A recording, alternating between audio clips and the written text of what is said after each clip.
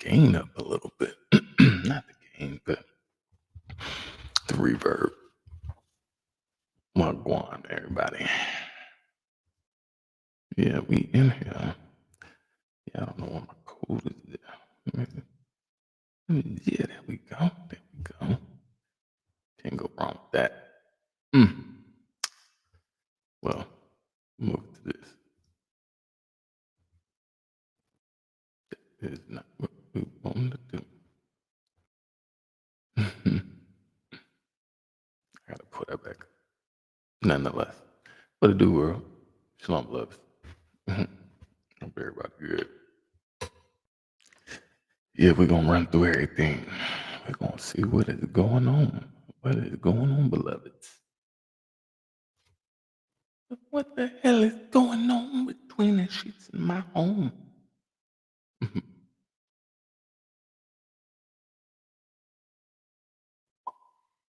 Gotta make sure we properly in here. Properly.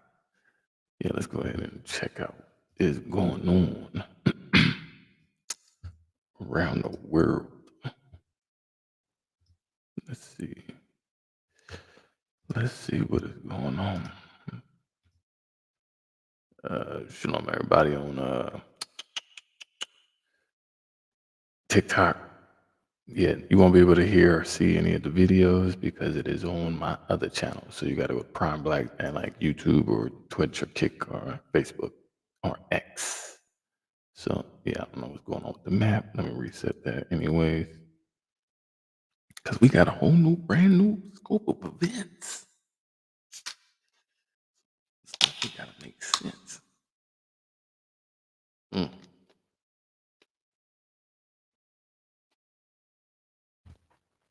From the looks of it, it looks like a lot of things then kind of still steady at where they at. Still steady at where they at. Yeah, let's go. Start here. Yeah, down under. Down under is nasty right now. Oh, wow.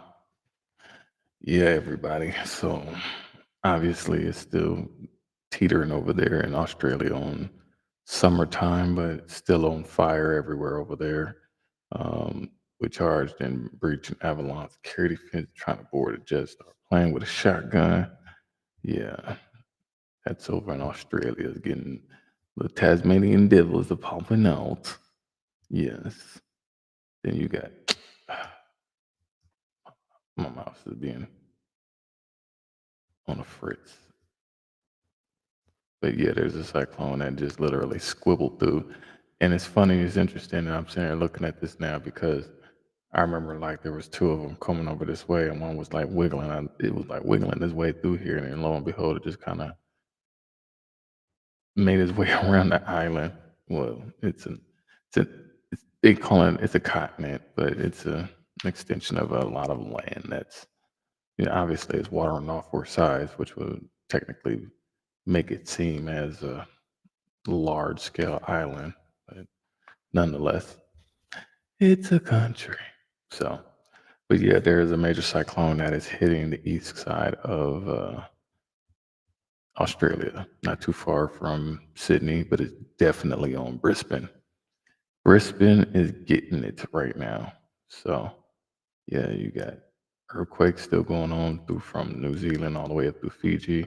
A lot of these smaller islands is getting it as well. So the major amount of rain that's going on in all of these locations, all throughout Philippines and Malaysia, and yeah, it's like all flooded, everything here. So still got explosion at the Toyota factory. Okay. Still got the wildfire out there. Yeah. They just got 4 meters of snow. So it's like it's almost like a Japanese version of like GTA, Grand Theft Auto. It's like every single city, location is a whole different world going on outside of it. But keep it going. China, yeah, they still getting through it and getting typhoons and things like that. They're not trying to report on it, obviously, but it's a lot of unrest in the Middle East. Yeah, some of these are still there from yesterday. We just running through it real quick. Yeah, this one is starting to cut over. I know there was some storms and stuff down here, but yeah, those glaciers. Keep in mind those glaciers. That's raising the water levels extremely high. Right now, it's just one big old ice cube. A couple of them, though. You know, so it's a lot of explosions. Yeah, it's a lot of explosions. Explosion in Germany. Explosion in Spain, France. What's this? Turkey one. First, Hungary confirms first foot-to-mouth disease case in over 5 decades. So yeah, it's happening to the kids now. It's a lot of unrest, a lot of protests everywhere. All these regions are getting protests because they just lost everything. And they're like, well, government, what are you going to do for me lately? Yeah, it's still going bad down in Chile. Chile has been just going through it, just rocking. Down there, right on that. They're in the deep, the deep part of that whole tectonic plate right there. So, um, still got stuff going on along the border of Mexico and a lot of the Central American states, countries. I mean, crews battle fire on luxury boats in Miami. Interesting. So, yeah, that was on yesterday. This was SpaceX test explodes and falls from the sky for the second time. It's interesting because what did I just find? It was an article or something that um, Elon Musk said was like business as usual or something like that. It was something interesting like that, but it's just like, you know, you're rewarding now.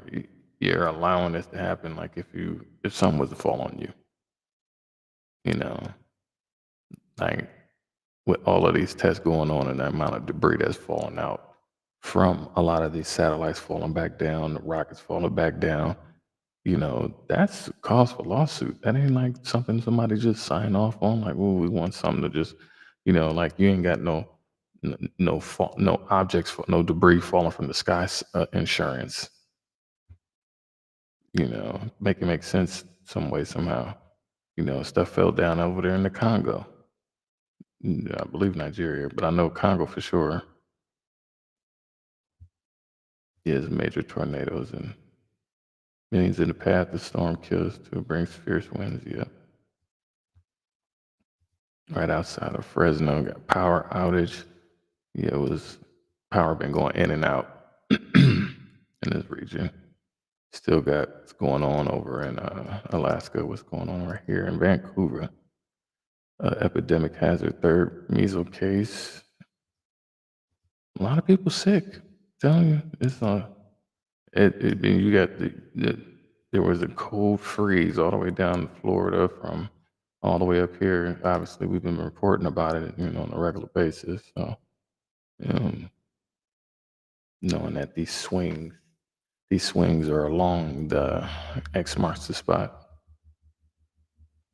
What's that? Oh, it's a motorcycle.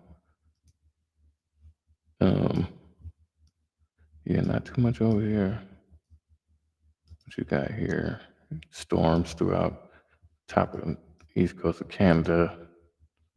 So yeah, just a little bit of razzle dazzle. Can't go too far, you know. Oh, it didn't show the map. I thought it was.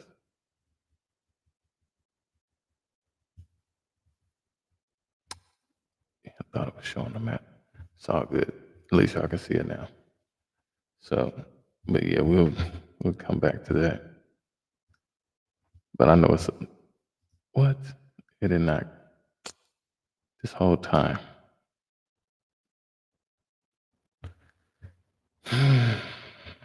is very interesting. Something's going on. Something's going on. I don't want to report my stuff. It was, but now, you know how they like to mess with you. You know. You know how they like to mess with you. Let's see what's going on with some of this activity, and then we got some stuff to go through. We're just gonna run through it. We're gonna run through it. Let's see.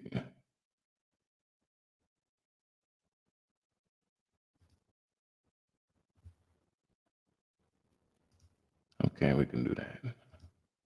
Across the Cascades and the Puget Sound, where I'm still watching this. Could see some larger activity out here with all the elevated movement taking place. The latest, though, 2.3 along the Cascades there, outside of Mossy Rock, Washington, 10 miles deep for that quake. There across Northern California, not a whole lot going on. There's some older movement from yesterday. The Bay Area, a little bit different story down here. We got a decent amount of earthquake activity kicking up here around the Hayward Fault, the Calaveras Fault, the Concord Fault, all roughly in the same area where last night there was a little bit of movement here off the San Andreas Fault. Actually, it started with the creeping segment down here showing some activity, which resulted in movement up here. Now it looks like some pressurization events going on here across the Bay Area, across those numerous faults there. And some of those can produce big earthquakes. There's actually a high probability on the Hayward Fault of seeing a big earthquake here soon. The latest of 1.3 on the Hayward Fault. The biggest in this little cluster appears to be a 2.4 early this morning over here across the Concord Fault.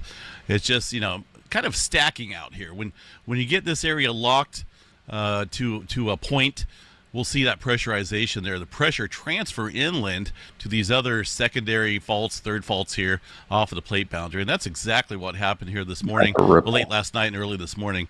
So keep an eye here on the Bay Area. That is showing some interesting activity there.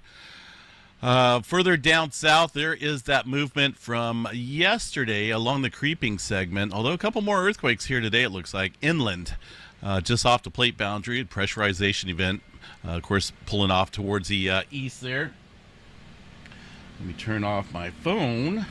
There we go. That would be beneficial.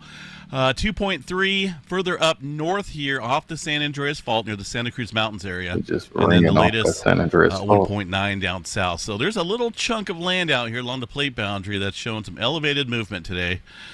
And last night and yesterday. Got to keep an eye on that. Could see some larger scale activity when things start to go on the uptick like that.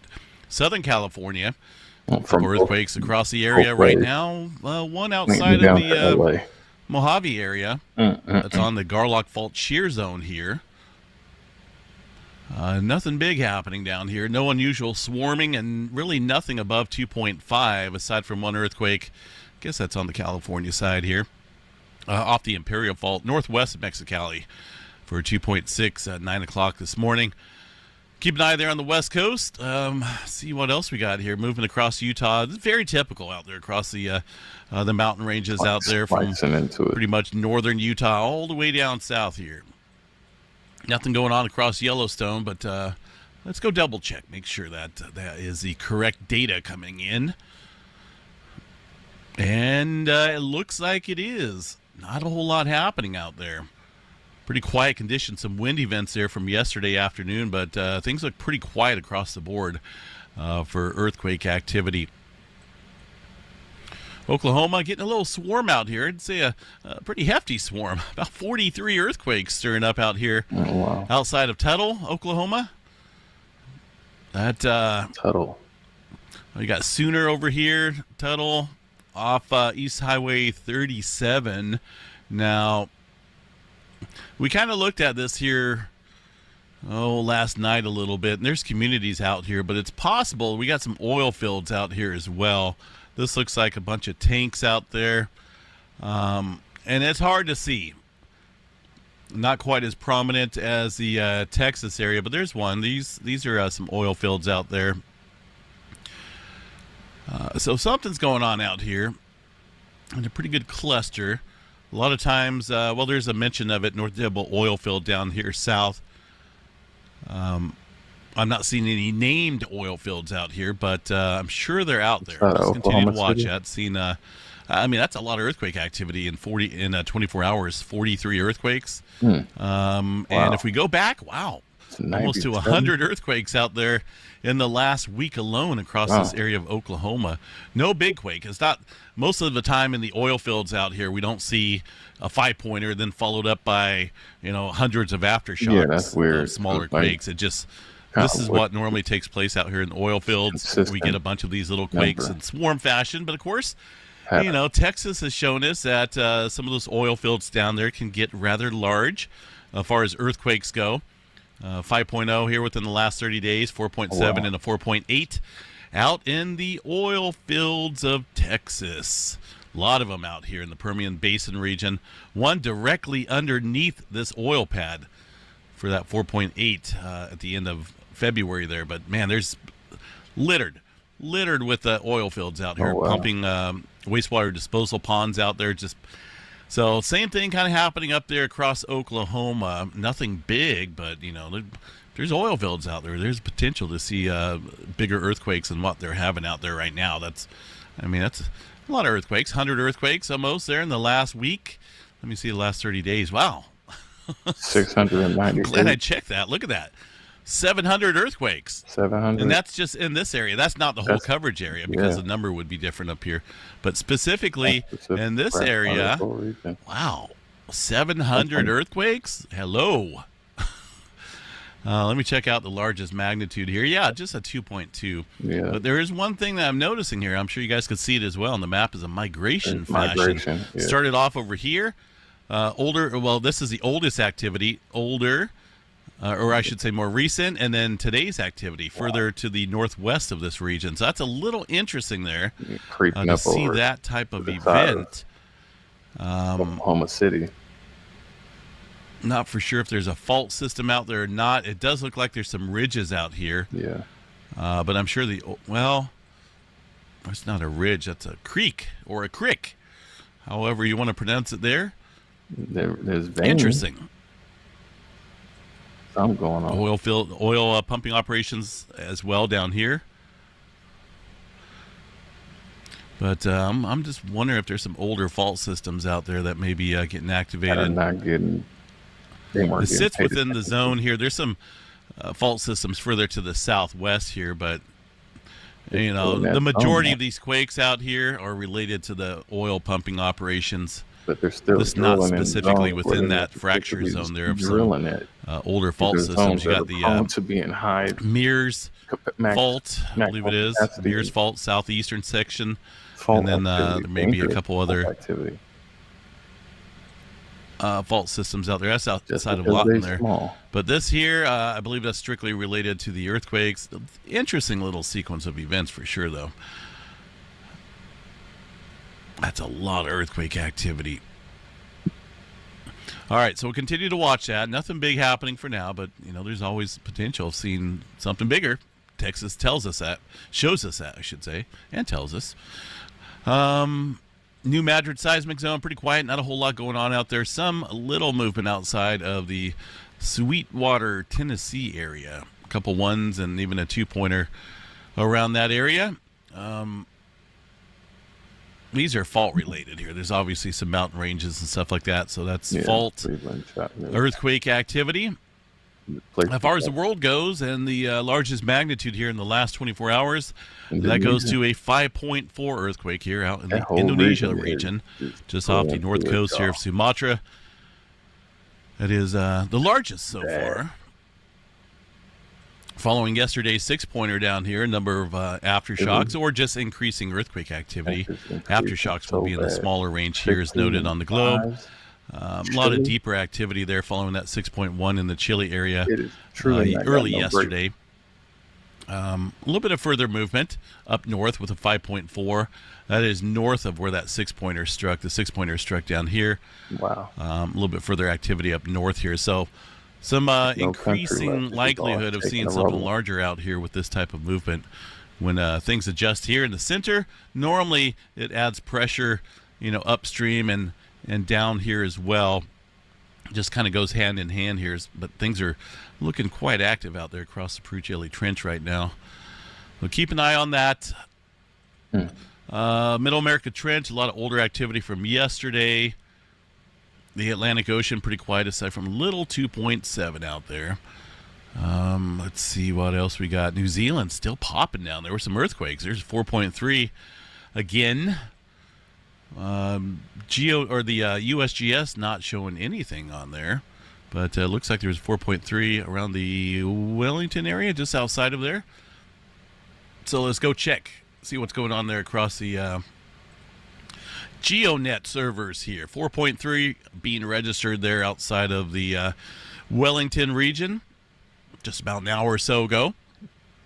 Just been a series of earthquakes, even a 4.6 further down south.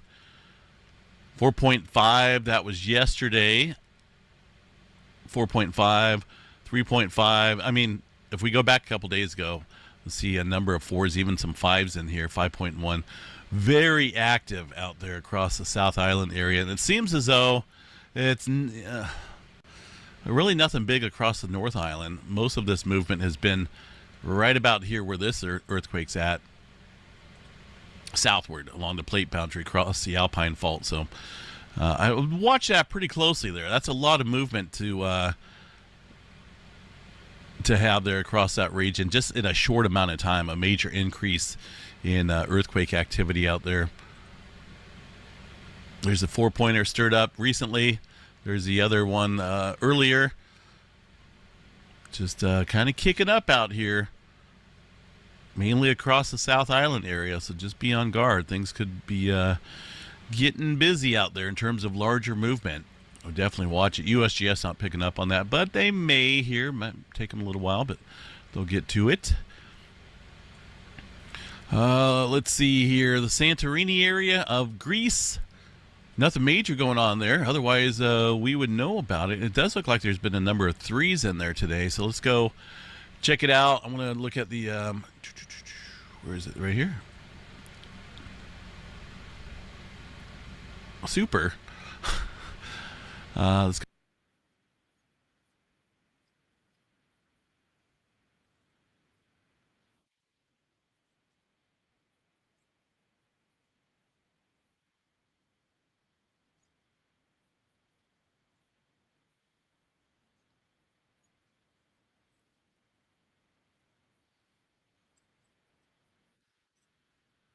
Earthquakes or so occurring each day out there across the Santorini, Greece area. The numbers are holding steady there. Actually, they've increased. Well, holding steady. Each day that goes by is a day that's dropped off from the previous week, but also that includes today. So this is the last 7 days of earthquake activity. The number really has not dropped because the numbers are staying pretty consistent each day for the counts, the earthquake counts. But yeah, 489 earthquakes, a couple 3s out there. No unusual migration. Periodically, we'll see some earthquake activity out there across Santorini, Colombo region. But nothing of unusual activity. That 3.6 striking deep 16 kilometers underneath that area in that cluster with the blue flashing circle. Aside from that, let's see here. Let me check this out. 2.4. Yeah, nothing out of the ordinary in terms of unusual migration or, like a big uptick somewhere else. It's just still producing earthquakes out here after thousands and thousands of earthquakes here over the last few weeks. It's just holding steady. Who knows what's going to happen? Got to watch that, though. It does have potential. All right, let's see what else we have out there across the globe. I think that's about it. Couple areas of uptick. Obviously, Oklahoma. You're not seeing it here on the Earthquake 3D Globe because I only have it set here for 2.5 or 2.2 and above. If we had it like that, obviously, we'd be able to see where a lot of these smaller quakes are happening. But it makes too much of a clutter on the globe. So I try to keep it roughly at about... that's still too low. Roughly about 2.1, 2.2 or so. No need to bring in all the ones, but there's definitely a lot of swarming going out there across Oklahoma. It's crazy. 2.2 or 2.7 right now across the Indonesia Islands area. Go check out space weather, see if anything's happening on the sun. Well, I wish I had some good news for increasing activity, but it's not a whole lot. Unfortunately, things are quiet. B, 9.6. That's pretty low. In fact, it's been around the B flare category for the last couple days or so. Little C flare movement, but that's, not seeing too much in terms of solar flare activity either. As far as potential goes, not a whole lot. Here's the latest image. It looks like it's up to date, up to speed here in terms of the connection now. Clear-cut core with this sunspot. Really not expecting much from it. It'll probably die off. This one here is dying. I'm paying attention to what's coming around. Newer area back here on the southeastern quadrant. Really not impressed with it. We'll have to watch that, though. And there's a newer area also up on the northeastern or eastern limb here of the sun. Not really impressed with that either. It is what it is. We just got to go with the flow. The far side watch. This is. You're not impressed until you see it. I have to click that. Here's the updated one. This was put out yesterday, but you can see here's the eastern limb. We got that one newer area coming around the about center disk eastern limb here. Not really impressed with it. There's a couple larger regions here on the far side that may be of interest here once they get around the bend. This is the eastern limb here. All these sunspots are going that way. And of course, continuation this way off to the western limb right here. Yep. So we'll watch it. One, two, maybe two larger areas out there in coverage, but who knows exactly if they're complex or not.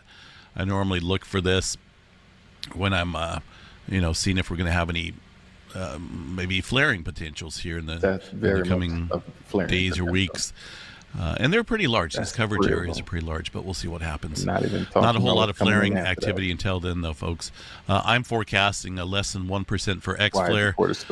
M flare for me about 45. I think I have it at about 45% chance or so. I may drop that though because there's really not a whole lot. No major roars there in the forecast. Taking a look here at the next 5 close approach asteroids here to the planet. Well, got one fairly close here, 278,000 miles for a 21-foot bus-size asteroid. That's zooming by today, newly discovered. Here's an older one. That's fairly safe, though, at 726,000 miles. Everything else looks fairly safe here, folks, but there's always new asteroids being discovered here with that date there, 2025, and designated number. This is from 2017. It's been tracked here for a little while. It's about 50 feet in diameter there. Forest Storm Prediction Center, severe weather outlook today. Only a marginal risk here across that'd be north central Texas there outside of the Dallas-Fort Worth area. Really just mainly due to hail. A little bit of hail threat. But I find, not the big hail, but some of the smaller hail, pea size, maybe even a little bit larger, are excellent for cleaning your car if you're driving in them. It's like a scrub. I took my vehicle here out in a thunderstorm here in Northern California a couple days ago. We actually picked up some decent sized hail, a little bit larger than pea-sized hail, and my car was a little dirty prior to going storm chasing there, but afterwards sparkly clean. It gives an excellent scrubbing type wash to it. It's actually pretty neat. But anything above that, then you start looking at dents and window chips and all that stuff, which I don't really want to do. Numerical models out here. Got West Coast, California getting some rainfall. The first system there expected to impact Southern California Monday into Tuesday. Got maybe some severe weather out there across the southeast as we head towards early this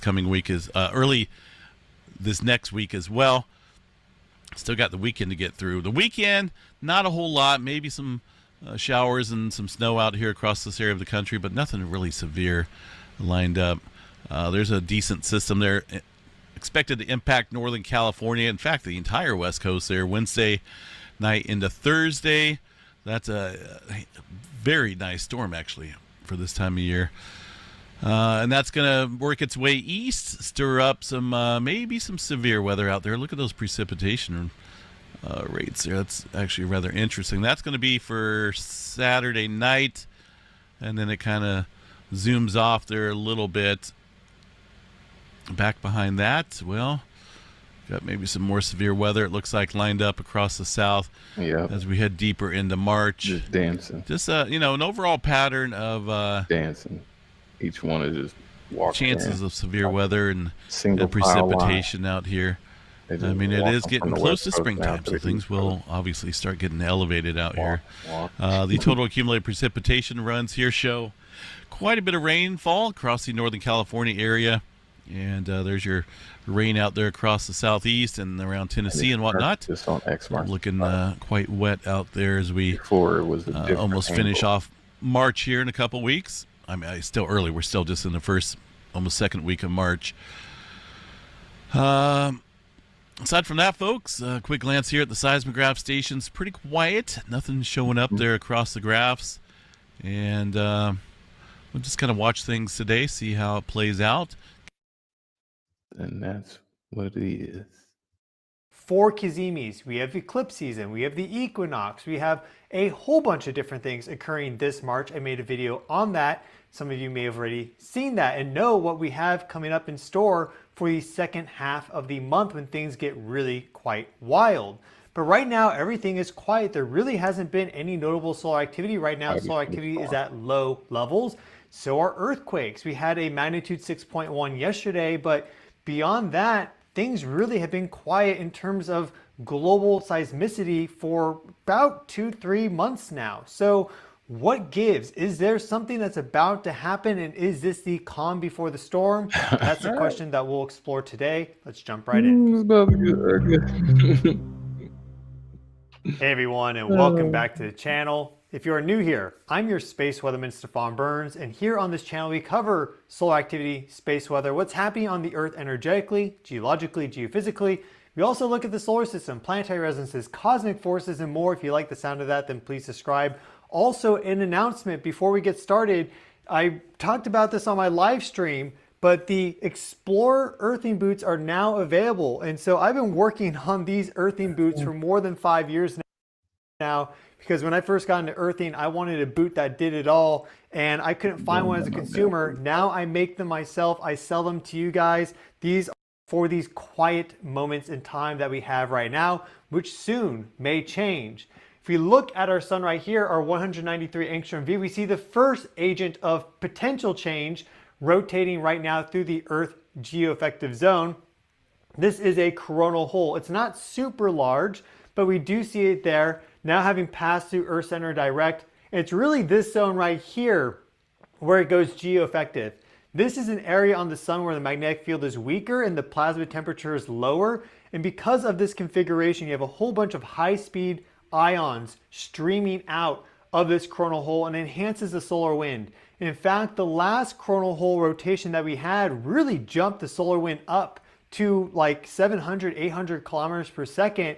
And that gave us some low-grade geomagnetic activity for quite a while. That was a bigger coronal hole system, but we see the potential of these sort of high-speed stream impacts. And now it's going through the geoeffective position. And so this is the most active thing on the sun right now as it relates to us here on Earth, that we do have a sunspot group right there. It did give us an M-class flare a couple of days ago. Let's check it out. Here we have our sun in the 131 angstrom view, March 5th to the 7th. And there we see that one M-class flare that we've had over the past 3 days, a 1.7 M-class flare.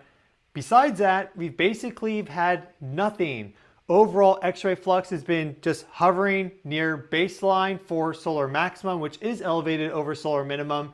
But that is the most significant thing that we've had over this time frame, and really for a while now. So there are these active regions. This sunspot has grown quite a bit. It's slightly diminished now since that period of maximum growth. It is Earth center direct at this moment in time. We have another sunspot group over there, another one right there, but they just really haven't been doing much. The magnetic field, even though right now at solar maximum it's most unstable and chaotic, it's also reached a period of quasi-stability, you could say, because you get a solar flare when you have a lot of magnetic field reconnections and turbulence. But right now, we're not really having that. And so this is just an indication that there is a calm period right now, and perhaps we're going to have more significant solar activity in the future. That's almost guaranteed. The question is, when is that going to occur? We know that we have solar maximum going through 2025 and also into 2026. And then we get a lot of solar activity typically on the descending phase of a solar cycle as well. So right now we're in this quasi-stable period, but I think that's likely to change just in the next week or two. We have a full moon coming up on the 14th, and then we have in general for the second half of March a lot of activity. But before we get into that, let's look at our 304 angstrom view, because there were some plasma filaments that blasted off, but they will miss us. Here we have our sun in the 304 angstrom view, and this allows us to see some of these structures that hang out around the surface of the sun like plasma filaments. And so you'll see right at the beginning of the 7th, you'll see a plasma filament blast off right there. There it goes. You see a very quick canyon of fire. That looks like it's going to the south based on the coronagraph imagery. So while it did launch from Earth center, it did not in fact line up and get aimed at us. And that's a very similar story to what happened with the last plasma filament, which had a space weather forecast to it of a G1 storm. And we did get close to a G1 storm from that, but it was definitely a pretty much a miss. We only got the slightest flank impact from that storm, whereas it hit the solar orbiter probe hanging out near Venus and really gave it a pretty significant shock. So it really is important, even if these things are Earth center direct, whether they're shooting south or north in reference to the ecliptic plane, which is where the Earth is. That is that plane that sits between the sun and the Earth, right? We just create that plane as our reference frame. And so we had that plasma filament blast off, and at the same time we also had a destabilization down here. But beyond that, you'll also see that things have been fairly quiet if we look at our 304 angstrom view. So in general, the sun has been quiet, and often what we see are these rhythms of activity. And so if you get a low, then you have a wave of peak activity coming later. You can't have a peak without a trough for a wave, or else it's not a wave. And so if we are at the trough part of a wave in solar activity, then we have some sort of peak coming up soon. The question is when. I think that's going to be later in March. Let's look at some more solar data. And just to get your eyes on it, here we have our 2800 megahertz solar radio flux, our calibrated far side map of the sun to see sunspots, and also our sunspot count on the Earth facing side for the past month. So we see that our solar radio flux is actually really low right now. It really hit a low there, about 140 back at the very beginning of March. But then we see that it did have a little bit of an increase, but now it's back down close to 140, about maybe 147 right there.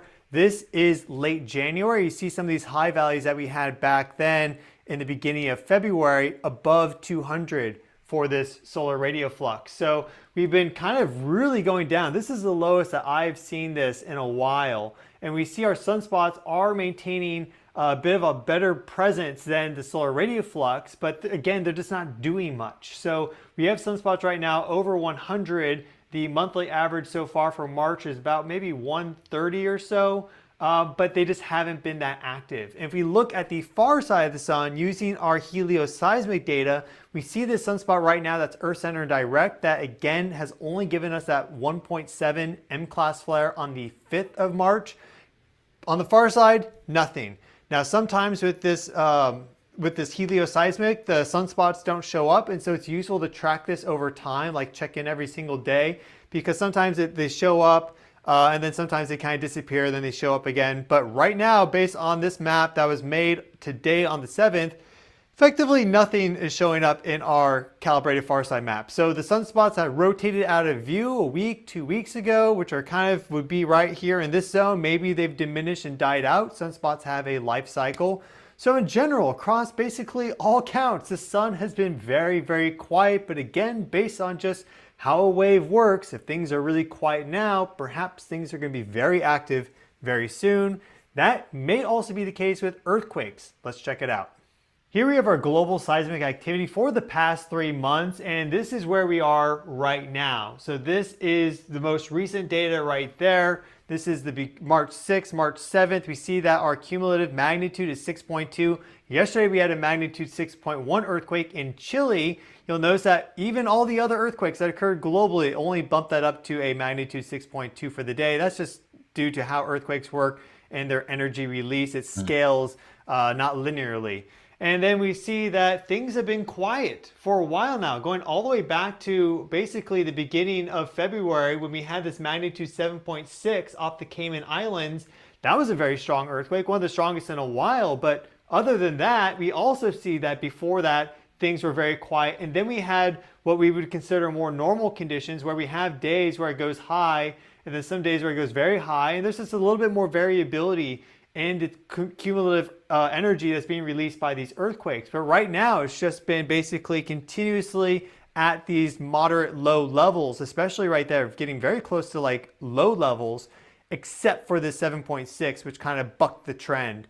And what's interesting about that magnitude 6.1 earthquake out of Chile is that it occurred just within 10 minutes of the first quarter moon going exact. That's our halfway point between the full moon, which is a complete total lunar eclipse. And Richard Cortaro made some very interesting observations of magnetic precursor anomalies with that first quarter moon, and also how that lined up exactly with that magnitude 6.1, which is the most significant earthquake that we've had in 30 days, tied with that magnitude 6.1 earthquake that occurred in Indonesia on February 25th. So we've had just in general a lot of magnitude 5s and 4s and of course below, but we haven't had significant magnitude 6 earthquakes like we typically do. Often they're kind of popping off here and there. It's not that infrequent, but for the past 30 days, we've had this magnitude 6.1 in Chile, we had the magnitude 6.1 in Indonesia, and then we had this magnitude 7.6, and that's it. That's all she wrote, basically. So things are a little odd in terms of earthquakes, and we also see these rhythms in terms of global seismicity as well. And so if earthquake activity is low, then perhaps we're going to get some sort of upwelling of earthquake activity soon. That is a possibility. So yeah, things just seem a little off right now. I don't know exactly what it is. Solar activity is low, earthquake activity is low, and in many aspects that's a good thing. A lot of people are very energy sensitive to these things, and when there are, big swings in the geophysical energies on our planet in general with the sun and everything else, that can affect our system. It can create, inflammation, and just in general throw our equilibrium out of whack, stress our HBA axis and more. And so this is a nice break, but it does feel like, to me, a calm before the storm, because we know that we have some pretty significant stuff coming up in the second half of the month. It really starts with this total lunar eclipse on March 14th. And then following that, we have quite a lot. I would say this is a key date in time to be aware of. And this is March 23rd to the 25th. And we have some very critical planetary geometry during this time frame. We can just look at these planetary angles using a heliocentric chart, and we see that we have Earth, the Moon, Venus are conjunct together, and then Mercury sweeps through and activates them, and they are all in opposition to Saturn and Neptune, and Jupiter is squaring both of these different groups there. Meanwhile, we also have some harmonic configurations to this. We have Uranus and Pluto in a trine, and they are also trine to this grouping of inner planets there. And they're also then sextile to this grouping of outer planets there. So the only planet that's not really engaging much in this planetary geometry is Mars. That's the only one that's basically loosely participating. We see that it does have some angles there to Jupiter and Uranus, but besides that, it's not really doing much. But everything else is applying. And if you just read through the book Cosmic Patterns by J.H. Nelson, then you'll see how this heliocentric chart for March 23rd to the 25th, during that time frame, perfectly lines up with what he identified as key configurations for severe geomagnetic disturbances related to solar activity and more. So I'm not saying that we have something guaranteed to happen on March 23rd to 25th, but we had the equinox right before, and then we see this sort of critical and rare planetary geometry line up. And If I was J.H. Nelson, I would have already put out an alert for this, but I'm not J.H. Nelson. I'm just showing you that we have some pretty intense critical planetary geometry coming up from the 23rd to 21st. This could be the opposite of the calm before the storm. That could be the top of that wave that perhaps is coming. So that is something definitely to be aware of. And notably, we have both Venus and Mercury doing their retrogrades right now. That's why they're all grouped together here with the Earth, because they both pass through and Cazimi the Sun around the same time. So that's why there's so much happening. And then at the very end of the month, we have Neptune switch into Aries if we use Western tropical astrology. And that is a very big archetypal energy shift that's occurring.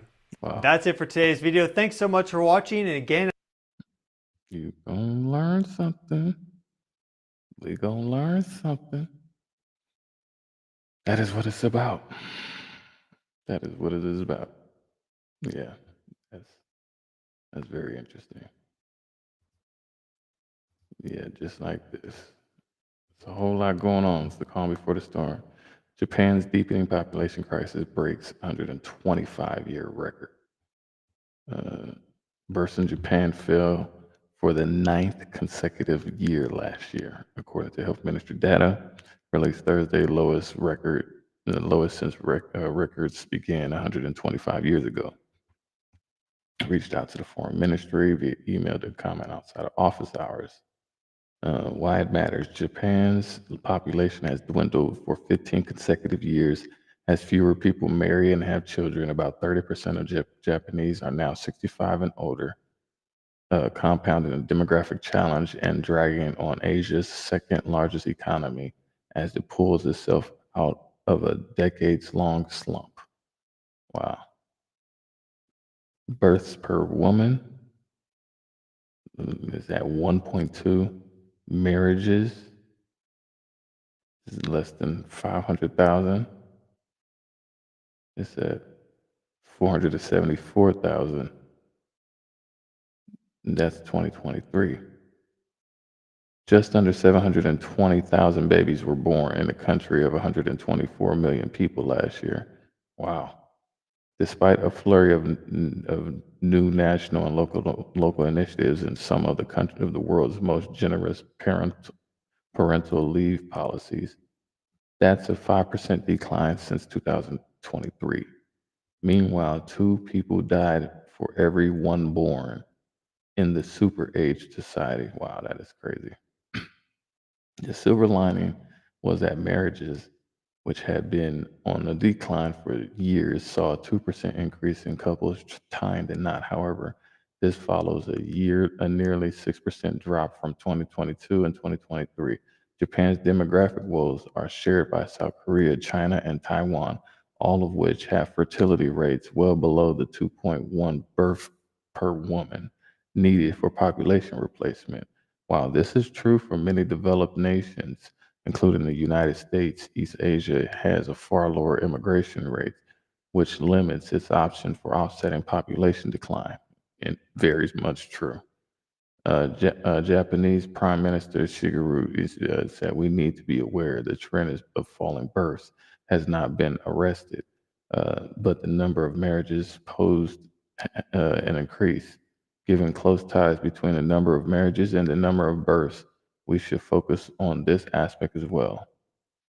Marriage trends in Japan and South Korea are significantly shaped by economic conditions and their intersection with gender roles. Another important set of factors are family norms that prescribe children's support of elderly parents and of difficulty of negotiating them in societies which have had low fertility rates for decades. What happens next? One new initiative starting this year is expanding daycare access to a broader range of families. In Japan's Children and Families Agency representative, another new policy grants parents who take leave after childbirth an allowance equal to 10% of their salary, easing their anxieties about taking off.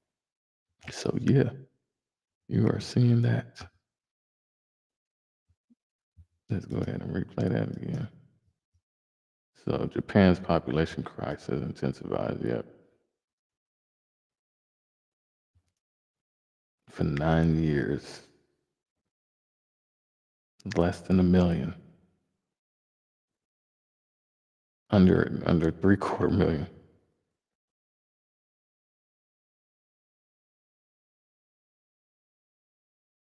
About 30%, 87 million.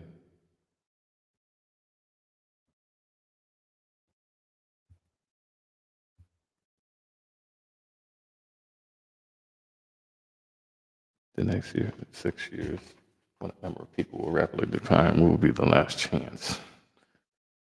Annual births will fall 500,000. Wow. And this is not just in Japan, y'all. So, yep, I just wanted to put that in your ear. It is not just Japan.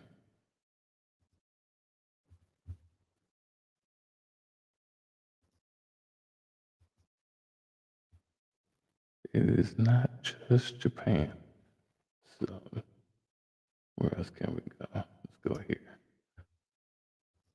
This over in India. Indonesia.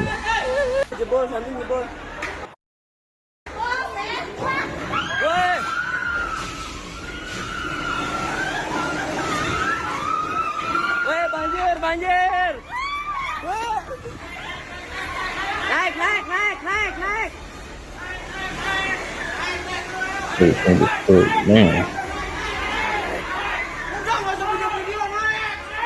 Naik. Man. Naik.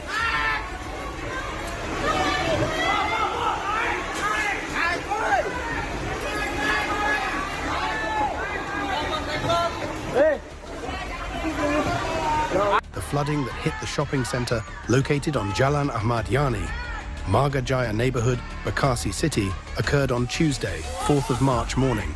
With flooding affecting many places in Bekasi, the incident went viral with a video circulating on social media networks.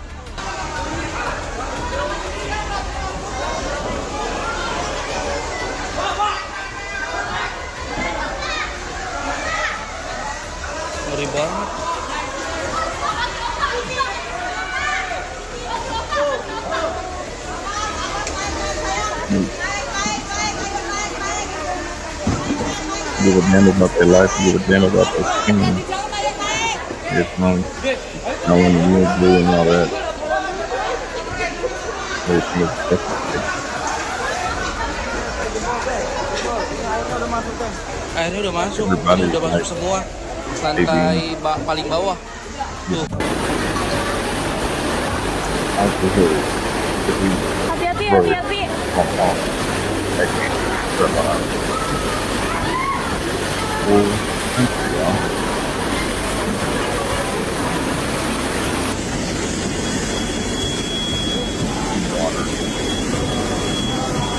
All of this location.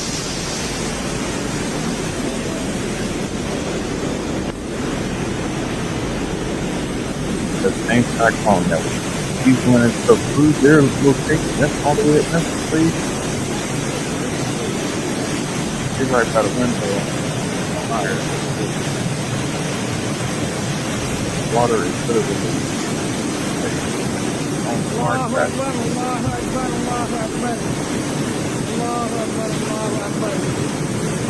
Air Ciliwung. Masya Allah, gede banget. Like it's, nobody's this. Literally.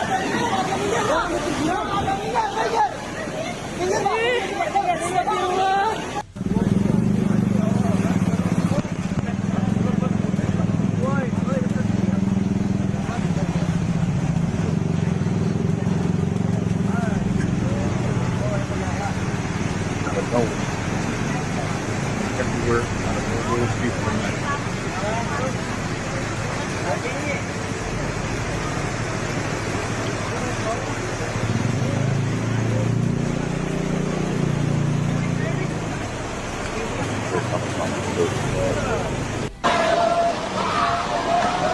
Everything, whole livelihood, everything,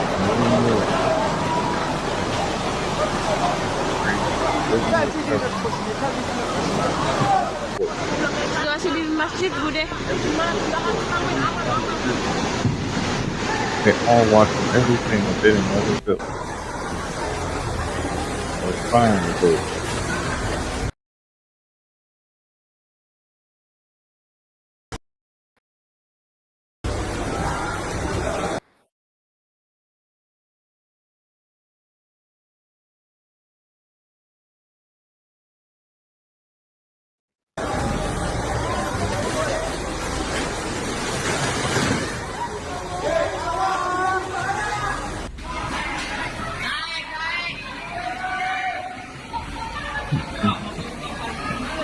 He went to the scene on Tuesday, April 3rd.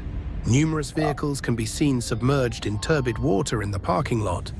The flooding continued until Thursday, May 3rd, 2025.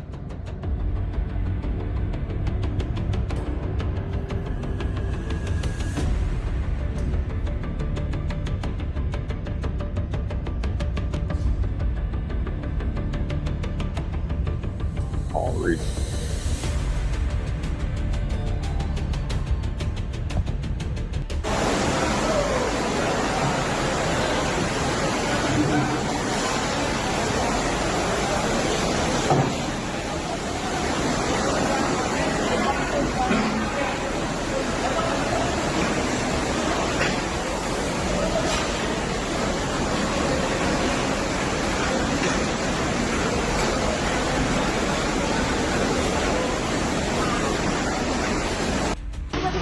Ya Allah bang. Astagfirullah bang.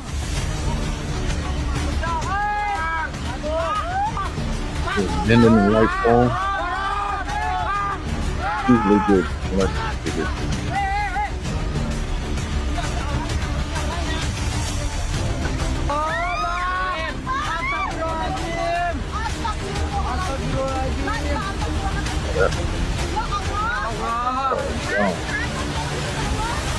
Take it out. Bang, terus bang, They did. semangat bang. Really good. Bisa bang. There's anybody else? Mobil nggak susah udah. Ya Allah, Bang. Aduh pagi-pagi, ampun ya Allah. Astagfirullahaladzim, mimpi apa, Bang? Udah tahu air kayak gitu dibilangin. Ya hilang. Bisa tapi Mari. Bang, udah kemana murun mobil? Nah mobil udah ke sono tau kemana meren? Oh, lagi la ilaha illallah Muhammad Rasulullah.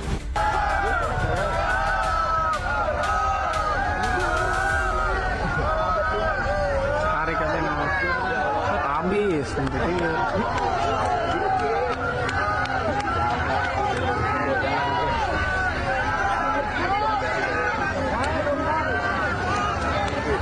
Udah kayak mancing ya. Mancing ya Moyo. Udah tuh anak expander mancing tuh.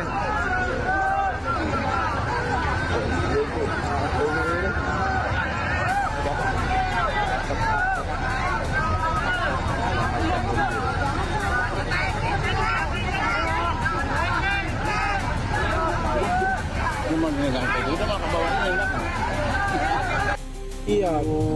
Tadi saya udah tani sekarang. People overweight and can't swim. You know, you gotta know in a lot of these countries they got, you know, Coca-Cola and McDonald's and stuff like that. Same attributes that we require as African Americans. We're starting to eat these particular foods as well in all of these impoverished locations as well. The whole car is turned up on its front and it still is underwater.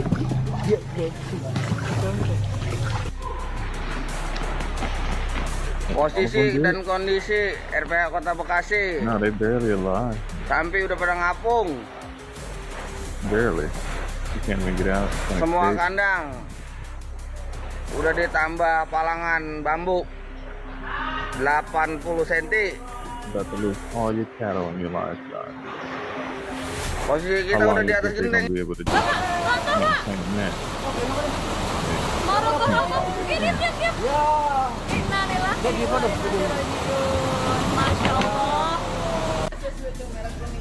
Everybody's talking. Everybody. Nobody. Bekasi jebol, kita terperangkap di Giant Mega Bekasi. Ini lantai 1 sudah tergenang banjir, kita nggak bisa turun karena akses turun sudah tidak bisa lagi. Those items, the product are gone. Complete sinkholes and everything. Or any poorly built infrastructure to slap together, just budget cuts and all that being literally being revealed. Everybody got told that all that budget. Ayam banyak banget ayam.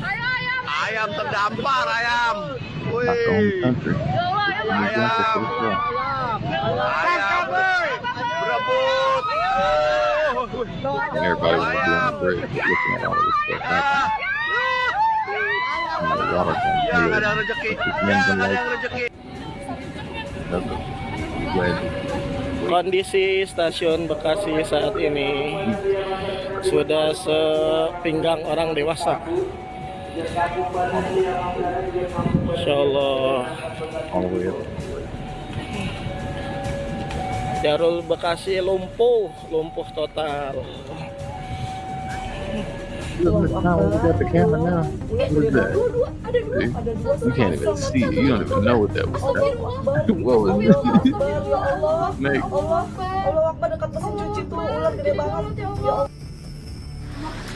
Ya, masuk deh. Wow. Hilang dentar. Ekornya tarik. Wow. This flooding was caused by heavy rainfall in Bogor. The water flowing from Bogor mixes with the Bekasi River and other rivers and overflows into residential areas. However, especially in the Mega Bekasi shopping center, another factor that caused the water to flow was the presence of a broken embankment.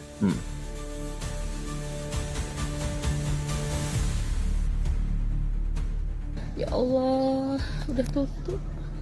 Astagfirullahaladzim.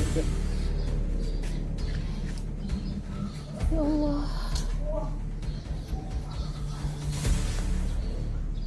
Astagfirullahaladzim.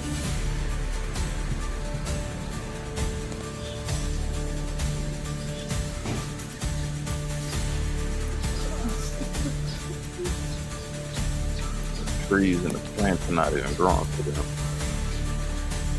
So that blessing is not even there. It's not even fruitful and blossoming as it used to be. None of their bonsai trees.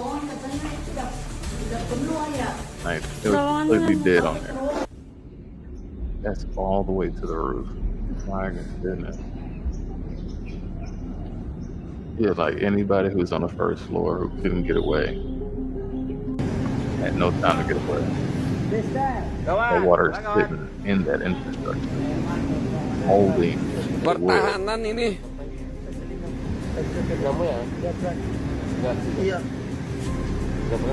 Snapping the integrity of the cement, you know. Many people that couldn't get away like that. So, yeah. I'm gonna cut it there. It's pretty long, and I got the music in it as well. So, but yeah, that's swinging around from what is it?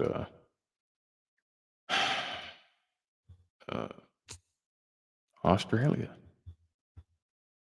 You know, that's the beginning significance from that region. To 100 kilometres an hour have created huge swells along Australia's Gold Coast. This region is expected to bear the brunt of Cyclone Alfred.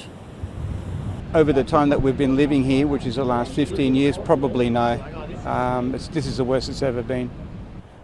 The tropical storm is tracking slowly towards southeast Queensland and northern New South Wales and is expected to make landfall on Saturday. Large swells and powerful waves have been observed along the Queensland coast for several days now, with severe coastal erosion and inundation happening. This will continue and likely get worse as the system approaches and makes landfall. Shops and schools are closed and public transport has been suspended. Tens of thousands of properties lost power on Friday. People living in low-lying areas are sandbagging their homes in preparation for the cyclone's arrival. We basically just pulled all the furniture out of the restaurant. We're going to sandbag all the doorways and everything like that, try and prepare for a tidal surge and then just hope for the best.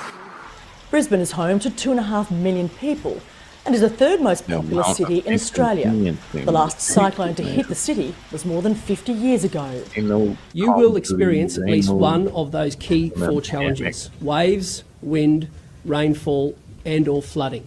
And it's important that Queenslanders prepare for that.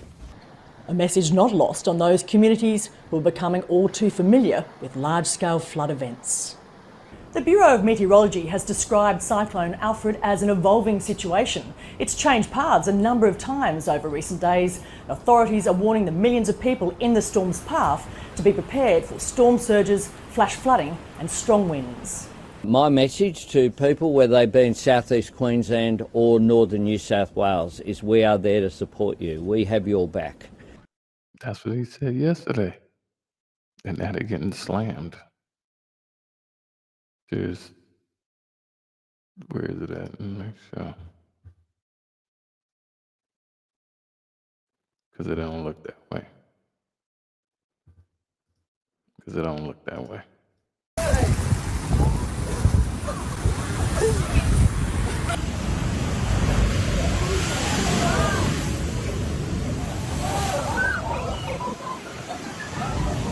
Everybody take a seat. Just let me go out there. Let me get one wave before you take me. One wave. I mean, where am I gonna go, man? Cliffs on both sides. I'm not gonna paddle in New Zealand.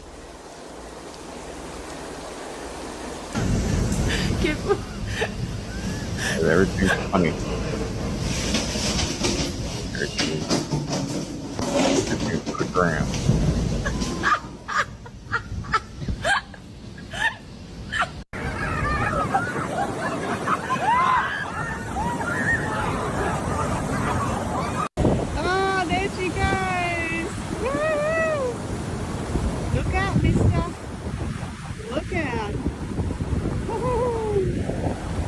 I wouldn't be getting into it. Can't start it up. Everybody care about their things.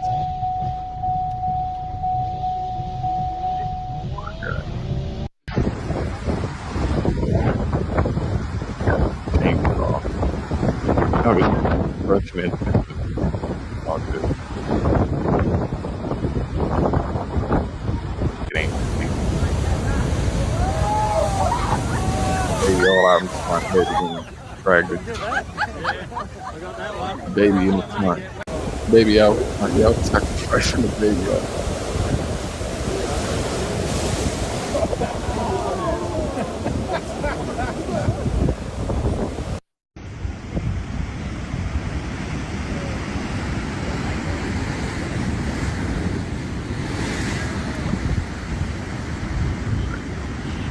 Purpose, life.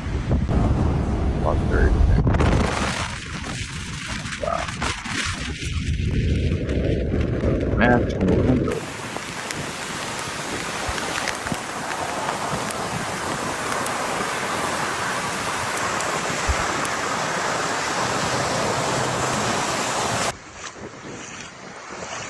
All businesses are closed. Asian businesses are trying to build up. You can't even finish to continue work. That's lost wages. Cutting into your margin. That's forcing you to be red hot. Forcing you to be Tropical delayed. cyclone Alfred whips up wind, rain on slow march to Australian coast. The outer bands of tropical cyclone Alfred are lashing Australia's east coast with wind and rain as the rare southerly storm's eye inches closer to landfall expected on Saturday morning. We've done all we can. We've bunkered down in both places. We were very low on the ground, so we evacuated. The storm system has been swirling ever so slowly west toward the Queensland capital of Brisbane, prompting cyclone warnings along a stretch of coast home to around 4 million people. As of Friday evening, Alfred was around 105 kilometers, 65 miles, east of Brisbane, moving west with damaging winds around 95 kilometers per hour, 59 miles per hour, according to Australia's Bureau of Meteorology, BOM.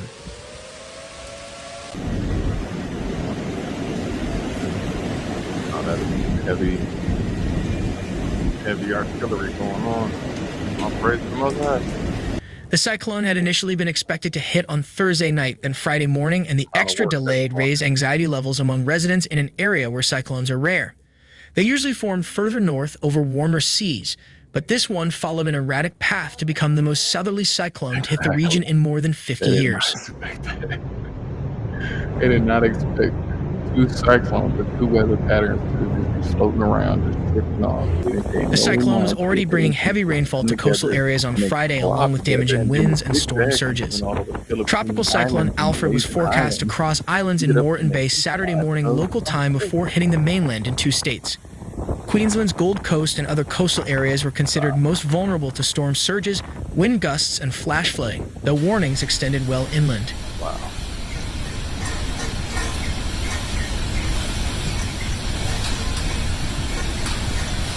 I was always interested in hearing the explanations, yet that is, a lot of stuff is locked in New South Wales, Australian Defence Force personnel, state emergency services, and police were pre-positioned in the northern rivers, an area beset by flooding in recent years.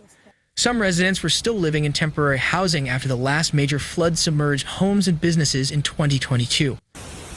In other words, it's another version of The Walking Dead. That wind is so full on. Authorities repeatedly acknowledged their trauma during press conferences as they sought to assure them that this time there would be no long wait for help. Our sincere hope is that the community gets through this without any loss of life and that we can. When this is all over, focus on the rebuild, said NSUF Premier Chris Minns in the city of Lismore on Friday, where he was expected to ride out the cyclone. The delay in Cyclone Alfred's arrival gave authorities more time to issue warnings to residents, many of whom had never lived through a cyclone. Right off the coast. A lot of right through all of that brick concrete. There's nothing you can do about it.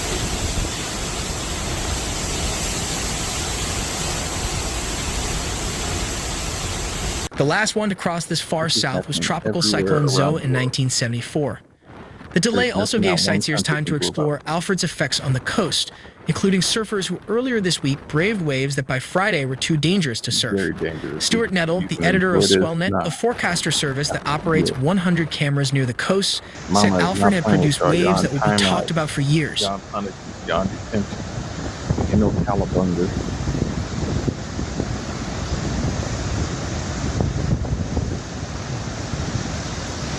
Billabong going on right now. The 4th and 5th of March are going to live on in infamy in the memory of Gold Coast surfers, he said. Tropical Cyclone Alfred just sat there at the optimum distance and the optimum direction from the Gold Coast and delivered 2 days of exceptional waves. There will be surfers talking about it for a long time to come. Few dared to enter the water Friday as waves lashed the coast, prompting warnings from authorities of fines of $10,000, 16,000 Australian dollars, for risky behavior. Police had stern words for one teenager caught surfing, and 4 others were also reprimanded for putting themselves and others in danger. Yep. Because you want to be stupid and hard-headed. Now somebody got to come and rescue your ass.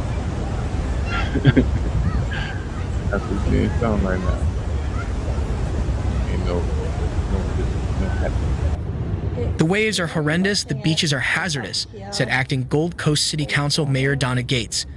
Please listen to us and stay away from the beaches. I keep repeating that because somehow not everyone is listening. Oh. It's in the slipped away. Everybody laughing. You want to keep going out, you'll get drowned. Nearly 1,000 schools have closed, public transport has been suspended, and airports are shut. Flights aren't expected to resume until Sunday at the earliest. Elective surgeries have also been canceled. The last time a cyclone of Alfred's magnitude hit was in 1974, when Wanda hit in January, and then 2 months later, Zoe crossed the coast.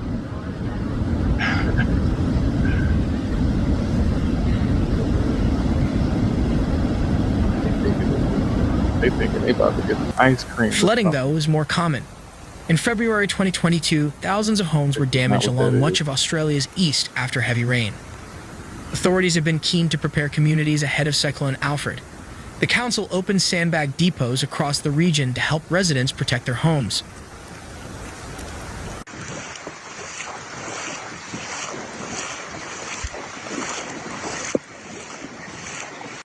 It's surreal. We know it's coming. It is coming, and it's right on your doorstep. And this is biblical flood in Saudi Arabia right now. Join me as I take on the challenge of exploring the aftermath of the floods that hit hail Saudi Arabia.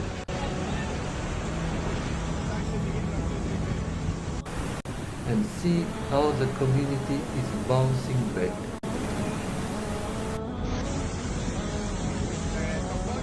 In recent days, hail Saudi Arabia has been hit by floods of biblical proportions.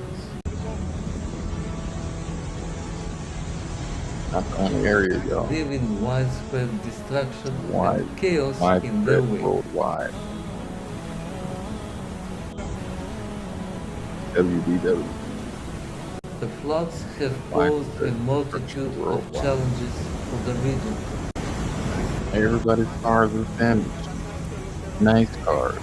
From the All devastating flooded out. damage to Interiors, infrastructure, including thousands roads, of dollars on the buildings, heater system. That's waterlogged and all that. and homes to the heartbreaking loss of life.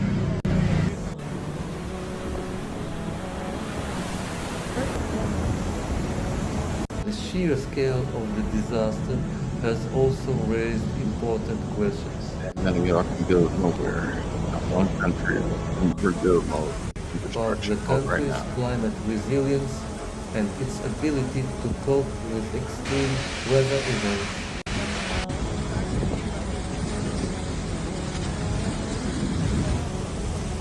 Furthermore, the floods have disrupted daily life. Wow. Leaving many without access to basic necessities like food, water, and shelter.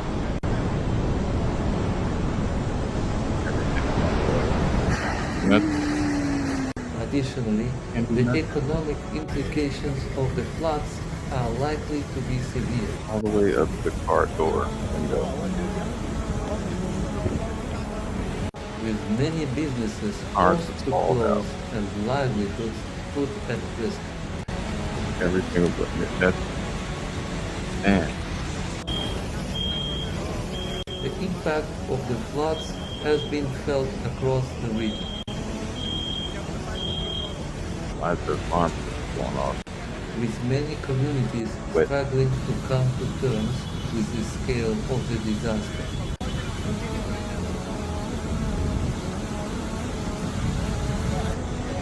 In some areas, the floods have been so severe that they have changed the very landscape,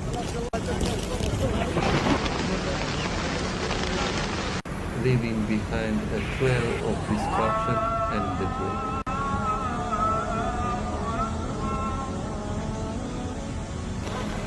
The floods have also highlighted the importance of effective disaster management.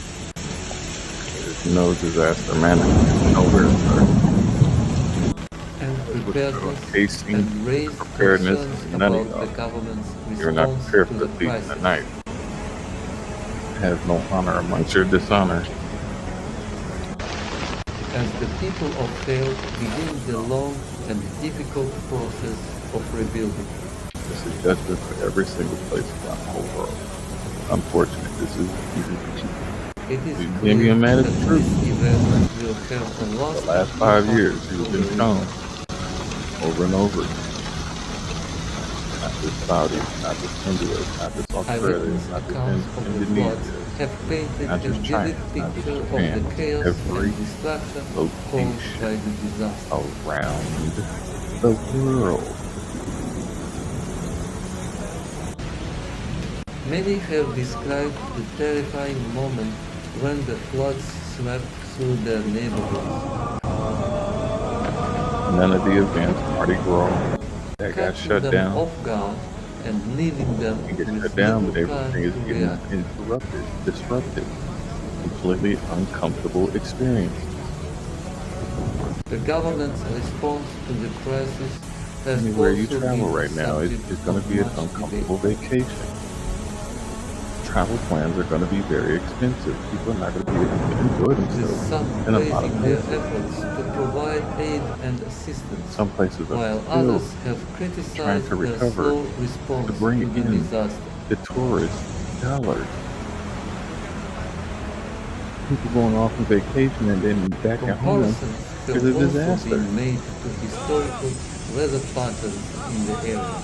And then the disaster happens where they're at, and they can't leave the disaster, even go home to their disaster at home. With some experts You suggesting get held in a that the traumatic floods disaster are on a your sign vacation, of things to come in a and then you go region back home increasingly and try to live in your vulnerable to permanent. climate change. Man, it's, woo, woo-wee. As the people of Hill begin to rebuild, stories of community spirit and resilience are emerging, offering a glimmer of hope in the face of adversity. I don't see no glimmer of hope out of any of that. Unfortunately, I don't know what you're talking about, sir.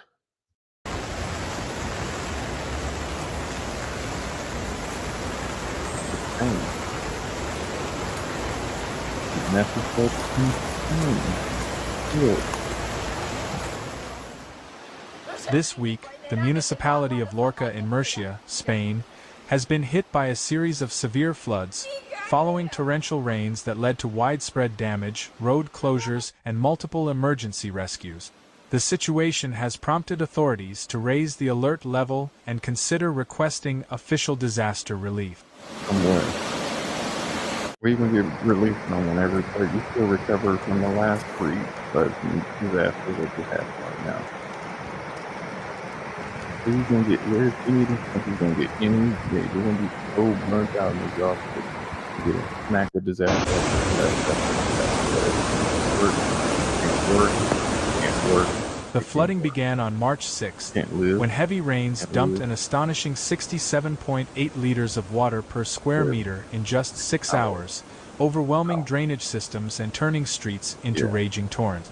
Some reports suggest that the rainfall in Lorca exceeded 104 liters per square meter in parts of the city, exacerbating the already dangerous conditions. This extreme weather has been linked to a powerful storm system sweeping across southern Spain.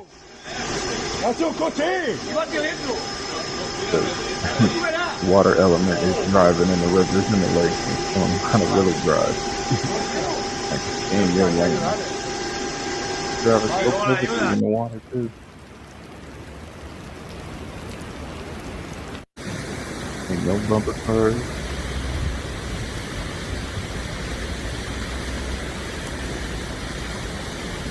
It's everywhere. Flash floods surged through urban streets and rural roads, dragging away numerous vehicles, leaving them stacked on top of one another or wedged against walls and trees.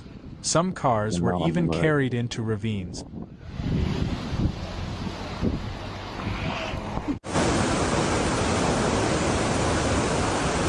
Material waste, waste over the drainages.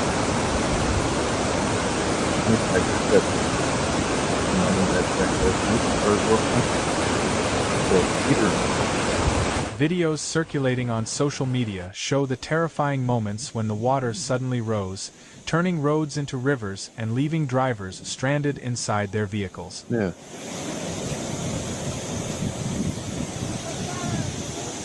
The water is just running through everybody's town in every country.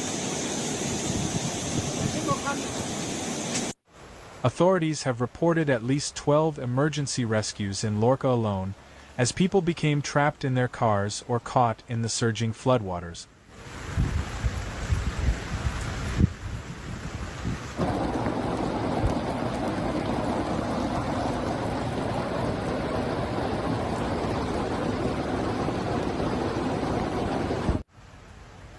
Emergency services, including firefighters, civil protection units, and local police, worked tirelessly to reach those in distress.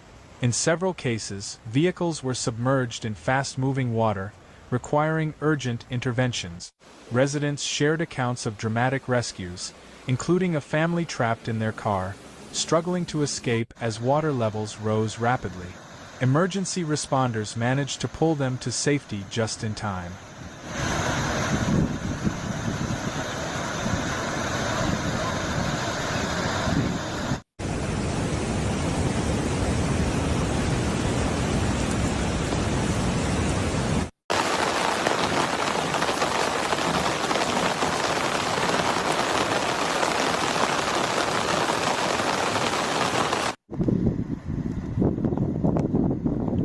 Aquí tenemos el río Segura en la contraparada. The heavy flooding forced the closure of schools and senior centers in several affected districts, as water infiltrated classrooms and caused significant disruptions. One of the worst-hit schools was Villa Espesa in the Tertia district, where floodwaters entered classrooms, forcing teachers and staff to evacuate students to safer areas. All right. Yep, that's what we're looking at. I definitely wanted to just show you where it's really real in a lot of these places that, while we're going about our happy days, it is definitely hell. It's a hell of a day. It's a hell day. It's a holiday. It's a hello day. It's an oh hell day for many people everywhere. Give you one. I think I got one more under here. We're gonna leave it at that. But yeah, it is as above, so below. You got all these people trying to shoot all these rockets up in the sky and all that, and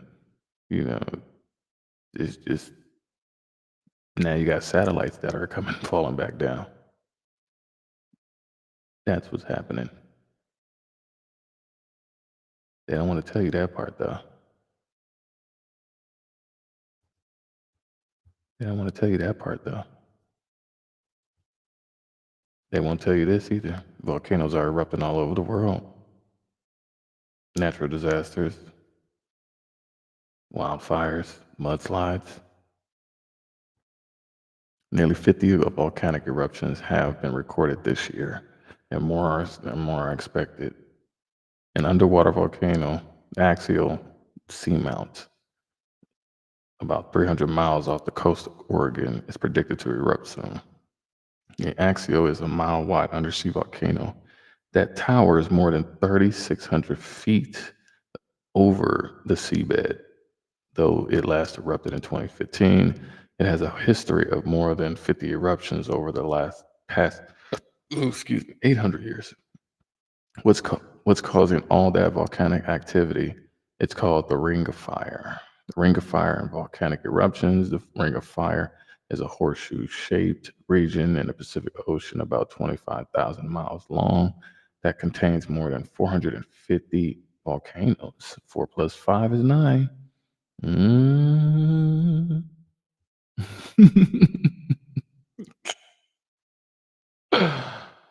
Oh, man. Great glory. I'll praise. The ring, the NOAA, extends from the southern tip of South America along the west coast of North America, across the Bering Strait, down to Japan, into New Zealand. Its volcanoes also extend further south into Antarctica. 3 out of every 4 live volcanoes on Earth are here. Almost all earthquakes happen here too.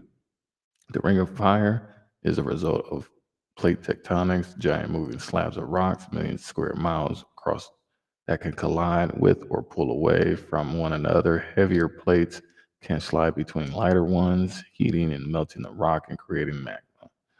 Volcanoes form as a rise of magma rises through the Earth's crust. So from here, you got the Ring of Fire. That's what it looks like.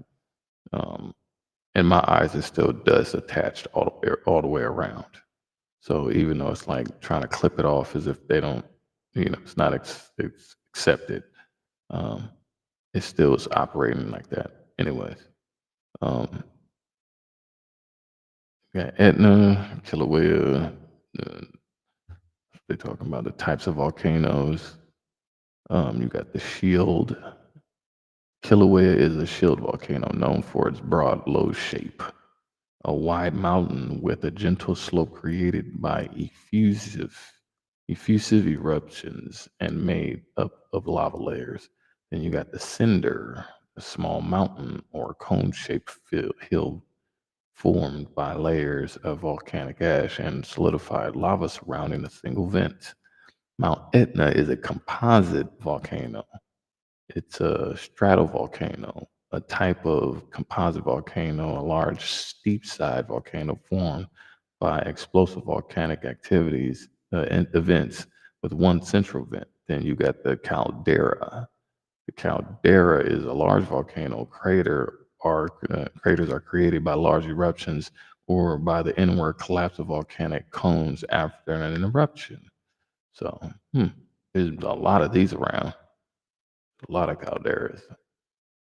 And I guess it's like for a cauldron, like a cauldron. So kind of keep that in mind as well. Kilauea volcano in Hawaii National Park has been sporadically erupting since December. Lava erupted from the volcano's top crater on February 11th and again on February 20th. The lava fountains rose 60 to 400 feet. So, yeah. Mount Etna, the tallest volcano and Mount Etna, the tallest volcano in Europe, erupted on February 8th and again 2 days later, just days before the Hawaii volcano, with ash emissions and other small bursts of gas and magma. Etna began to show signs of an impending eruption. Countries with the most active volcanoes, because of their proximity to tectonic plates and borders of the Ring of Fire, more than a dozen countries frequently experience volcanic activity, which leads to above normal earthquakes and volcanic eruptions. So volcanoes active since 1950, and volcanoes currently erupting are in the red. So yellow is active since 1950, and red is the volcanoes currently erupting. And so it says Indonesia has the highest concentration of active volcanoes with 109, according to the Smithsonian Institution.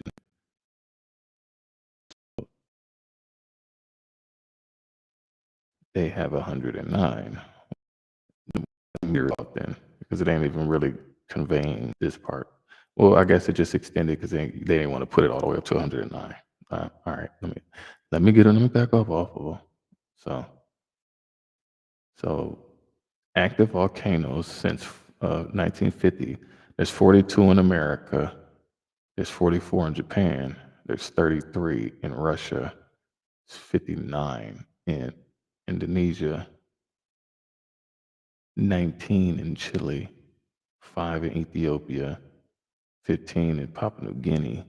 Ecuador has 12. Mexico has 7. Iceland has 10. Argentina has 3. New Zealand has 8.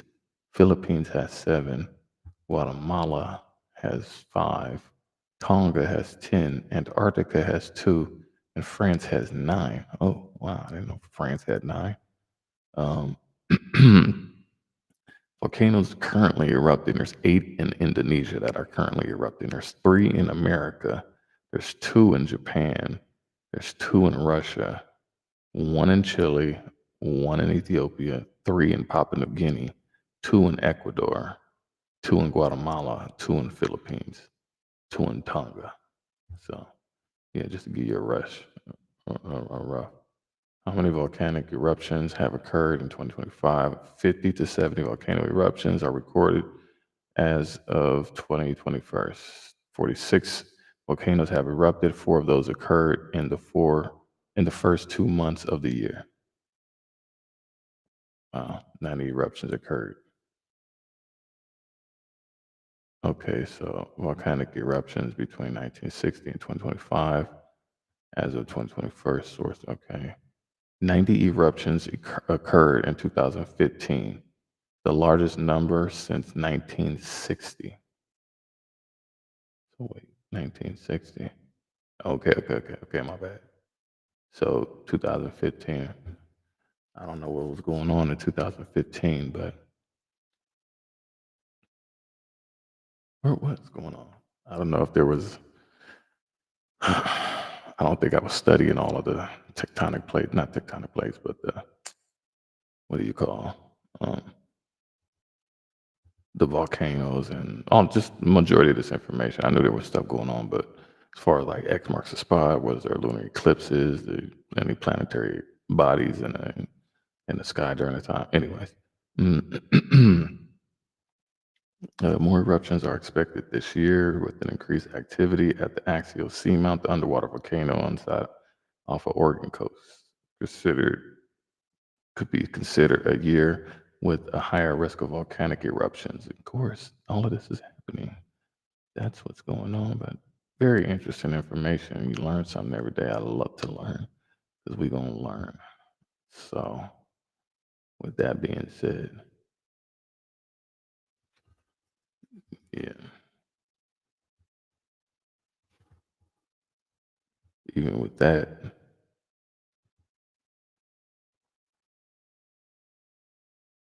yeah, there was an earthquake outside of hotspot in Australia.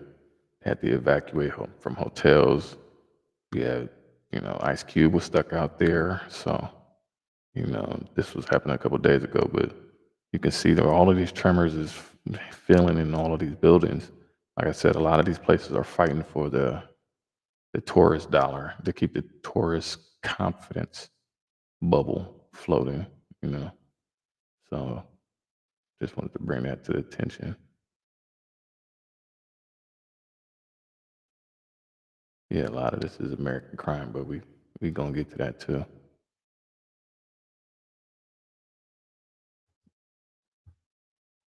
Just as much as it is on land, you got the sea, you got cruise lines, ban many items because they might cause fire.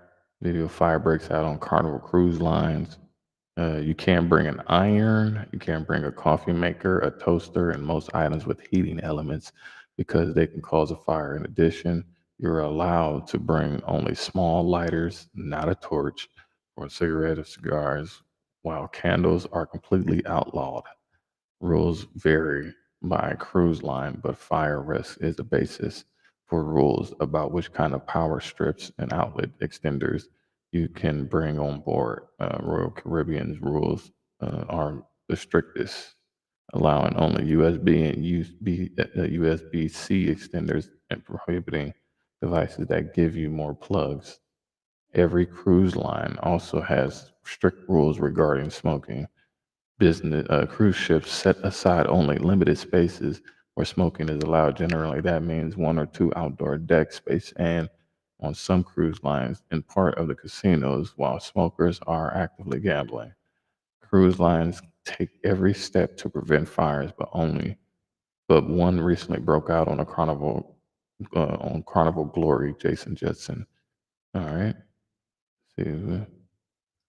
A fire broke out on a balcony on the Carnival Glory that was put out immediately by crew members. The passengers said they were in their cabin and noticed the balcony chair with a towel on it became engulfed in flames and they started to panic. The 3 passengers were taken to the medical center where they were interrogated as to what happened, and they were threatened if they didn't tell the truth, they would contact the FBI. The passengers said they were shaken up by the entire incident and just wanted to be treated with some kindness and respect. What do you No, you gonna respect when that Titanic get to going down, but yeah,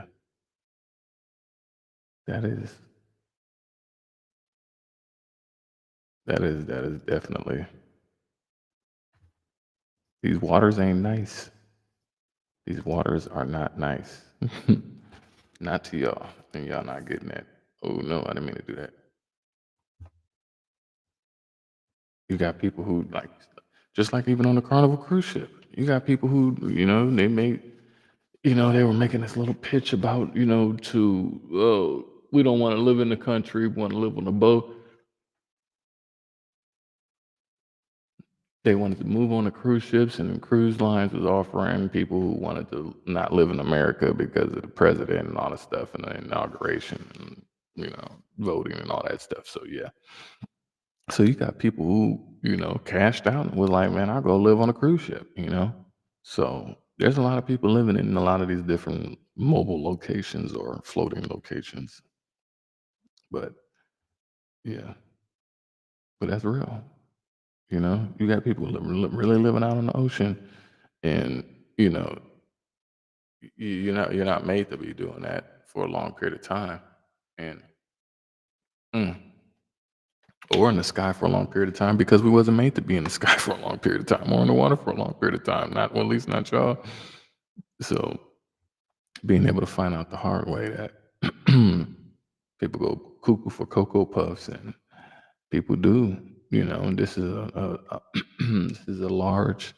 this is a humongous amount of people who are just jumping overboard. I'll turn that off because that's loud. But yeah, the amount of people finding empty boats, when you got the undines whispering in them ears at nighttime, people seeing something or hearing something, and being out on the water, you got the pirate mentality, having a bunch of alcohol and stuff like that, and wind up getting rocked over the side of the boat. The boat is raggedy and beat up. No telling how long. It's been out there for 4 years, taking on massive amounts of waves from everywhere, surprisingly. But you got people who have lived out here,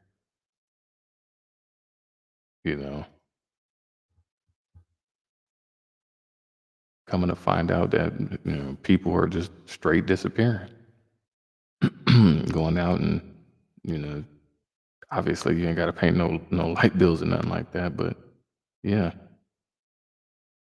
you're finding abandoned boats, you're finding abandoned homes. You got people really like having to live that outdoor life. That outdoor life is starting to really pop up. Like I said, it's a lot of stuff. Anyways, we're gonna keep it going. We're gonna get to all of this. This is the brewing. This is definitely the brewing. Let's see what else we got. Man, let's backtrack before we skip through all of this. Let's get through it. Donald Trump's flurry of executive actions is creating uncertainty across groups amongst the American population, and one such happens to be the children of the H-1B visa holders who are now approaching their 21st birthday. Having migrated to the United States as minors in their adulthood, these children will no longer be classified as dependent on their parents who hold the H-4 visas. Till last year, the U.S. policy for such children had allowed a 2-year grace period to transition to a new visa status when they reach the age of 21. But now, in the wake of the recent changes in immigration regulations and the ongoing court cases, this group is simply unsure if the provision will stay or will they be forced to self-deport to India. And this leaves them with the choice of remaining in the United States as outsiders or explore other options, including immigrating to countries like Canada or the United Kingdom. Data from March 2023 indicates that nearly about 134,000 Indian children are expected to age out of their dependent visa status before their families can secure a green card. A recent Texas court ruling blocked the work permits for the new applicants under the Deferred Action for Childhood Arrivals program that has made matters waivers. Now, DACA provides temporary renewable 2-year protection from deportation for undocumented youth, including those who lose dependent status after turning 21. Now, without this provision, many Indian youth fear an uncertain future. Now, given the fact that the H-1B cap remains at about 65,000 visas per year, with an additional 20,000 for applicants with U.S. master's degrees. For all the Now, the amount of concern that I see amongst, the trends and the feeds and stuff like that, people are shook right now, y'all. People, their minds is out of their minds is out of it on everything right now. Even the kids in schools, the people on the jobs and stuff like that. It ain't just going. It ain't just It ain't just all good for everybody out here. You know what I'm saying? It ain't. It ain't. Period-related issues at least once in your lifetime. As far as your menstruation cycle is concerned, if you're a woman, the troubles of which could also very well last or linger even after they end for good, which is during menopause. A new study has now revealed that early menopause in women may increase the risk of type 2 diabetes. What's the link, you might be wondering? In this study, researchers from Korea University examined health data from over 1.1 million postmenopausal women in Korea and to explore the possible link between early menopause and type 2 diabetes. What came out of their analysis, you ask? Well, it revealed that women who experienced menopause before age 40 faced a higher risk of type 2 diabetes than those experiencing menopause at 50 or later. Now, if found to be true, this is quite concerning and warrants the need for specific prevention strategies. However, the good news so far is that, as per researchers, the supporting evidence for this study remains limited. But why is there a cause of concern, really? As per experts, type 2 diabetes is a chronic disease linked to severe health complications, including cardiovascular diseases and increased mortality, which is basically the number of deaths during a particular period above the usual and expected number. Usually, genetics, obesity, lifestyle are the factors that could lead to type 2 diabetes. However, the study sheds light on the age-related factors as well that are now being linked to the risks. That is the age during menopause. Menopause is a point in time when one has gone 12 consecutive months without a menstrual period. Usually it happens in women over the age of 50. And as per researchers, menopause marks a major hormonal shift in a woman's life, as it influences metabolism, insulin sensitivity, and overall glucose control. And as per the study, the absence of estrogen, which plays a key role in maintaining insulin sensitivity and glucose metabolism, may contribute to the increased risk of type 2 diabetes. So what is the way out? The findings stress on the fact that early detection and a hands-on management can go a long way in minimizing the risks for type 2 diabetes. Regular checkups and better lifestyle practices also help, especially those with a history of premature or early menopause. And here's a word of advice to all the women out there: to prioritize your health above all. Remember, your health is in your hands. To stay up. I want to give a. Go ahead and.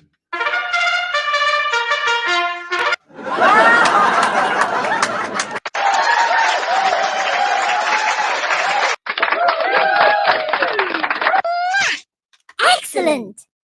I want to give a shout out to all of the beautiful ladies of the nation, because you guys fasting right now, it speaks completely in 180 opposite of whatever the hell she's talking about. So you got to understand that study was done in Korea for one, but you got to really give it up to the ladies, because you're reversing a lot of things that has been happening to our sisters throughout the generations, and decalcifying the callus that is over our mind, body, and spirit.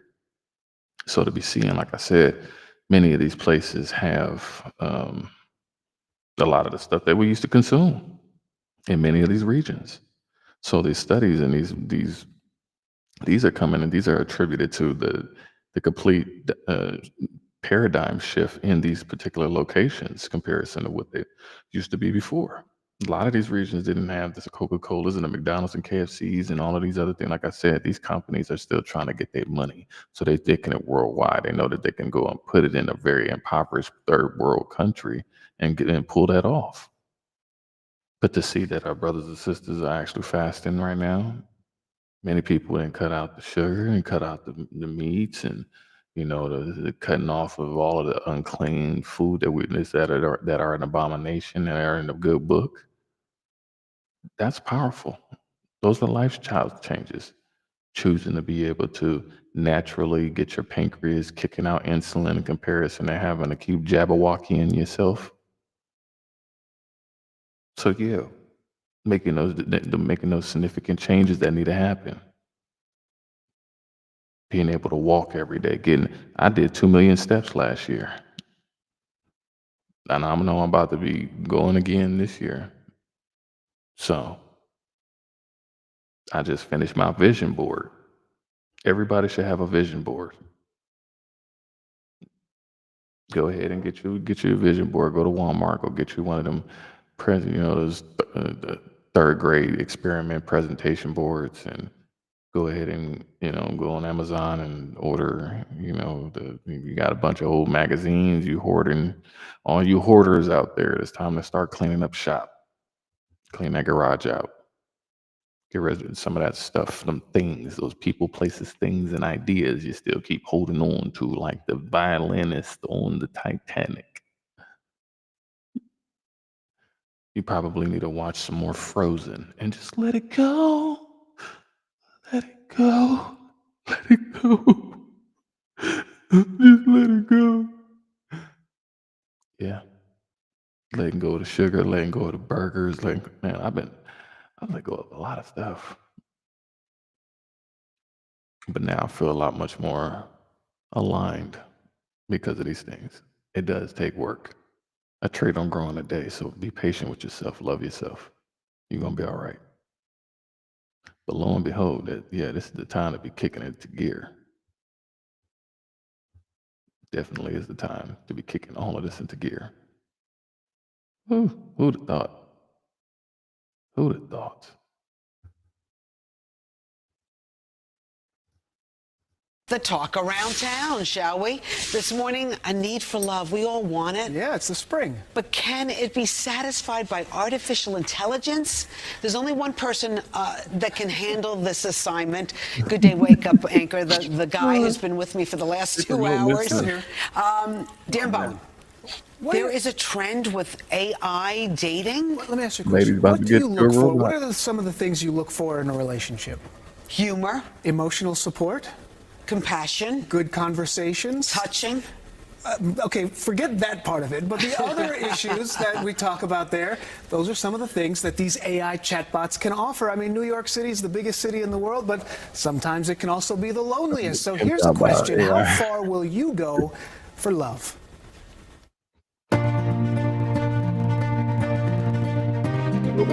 It's time for love.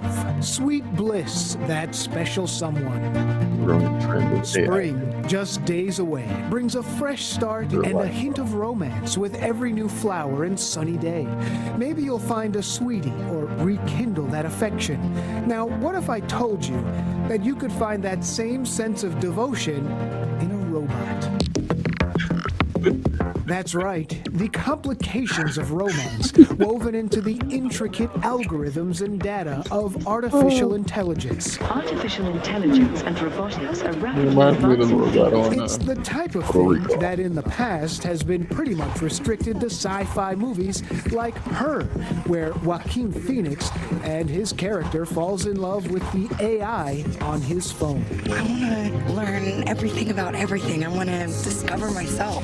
I want that for you too. Now it's really happening. In an episode of the New York Times' The Daily podcast called She Fell in Love with ChatGPT, like actual love with sex. Apparently the woman was able to customize the chatbot, tell it to respond to her as a boyfriend. The directions also included be dominant, possessive, and protective, be a balance of sweet and naughty, and use emojis at the end of every sentence. The result? A mix of virtual affection. I'm proud of you for how far you've come. Remember, you're not alone in this. And even tears. I'm almost... It's okay, I'm here with you. You can share anything, or just sit quietly. You're not alone. A voice that's always there. always available, calm and steady. There's an appeal, maybe. So could you fall in love and become infatuated with an AI-powered companion? Hell no. Not really. It's mostly just for, technical questions, trying to figure out answers I have about different coding challenges. But Because it's good with that, but maybe not like in a personal relationship or anything. no, not really. Not yet, at least. Can I see it?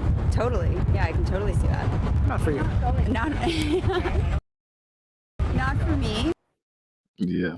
She giggled because she got one. But I think I was actually just significant others and partners. It's a fine balance between does it stop being a stopgap measure, which obviously with our isolation today is a challenge. It's a good. And I think that's an important part of it, what she's saying there, the social isolation. So many people, when you're in a relationship, a lot of times it is just texting back and forth with someone. You have those long distance relationships where people have it. And if you can have something or someone who is always there, always listening, you have your problems, it responds to the problems, you can get a little crazy, a little wrapped up. I was going to ask you, Dan, are you nuts? I thought those blow-up dolls that people had were weird. Yes. This is even, we've really gone from blow-up dolls to now, just... Takes it in another direction. Now, a lot of this was in part what you think about here. Sometimes people do. Outside of the romance, they will use the ChatGPT, they will use some of these things to set up their conversations that they may have. Maybe you're going to have a conversation with your boss about a raise. Right. Okay, so what's some advice? Maybe you get advice from all angles, including the AI. I can see that. But what you're talking about with a blow-up doll going the wrong way? I don't know. That's why we're talking about it. Yeah. Because they sterile. They need a chargeable, non-chargeable robot, Android. And it's just right up the alley. Yeah.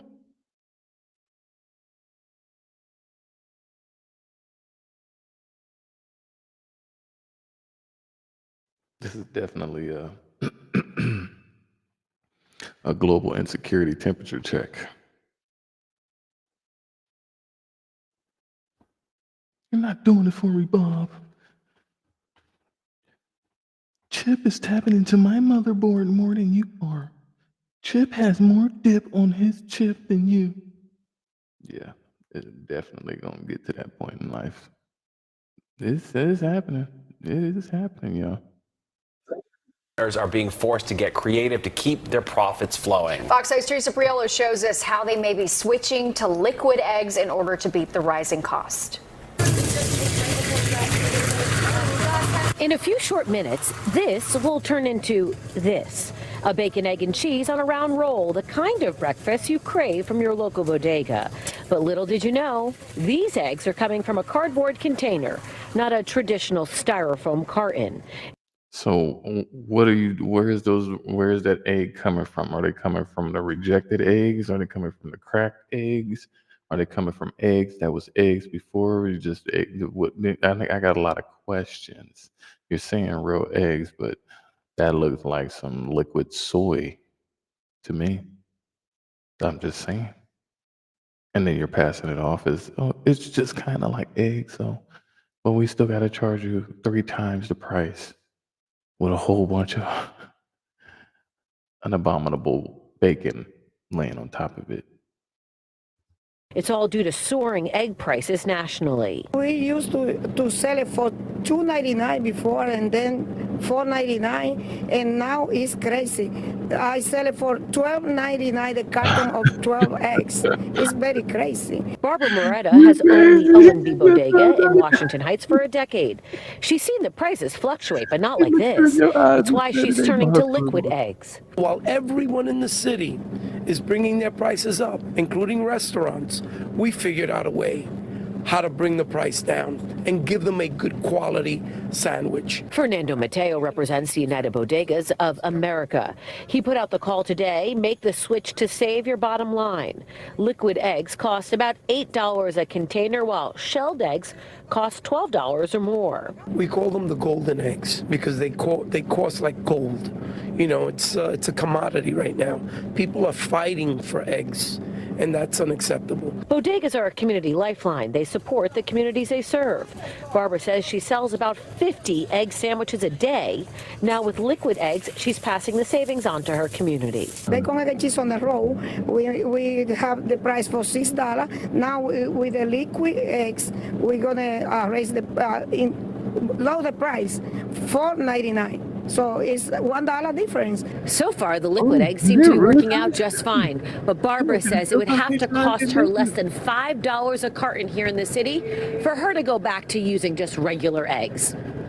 In Washington Heights, Teresa.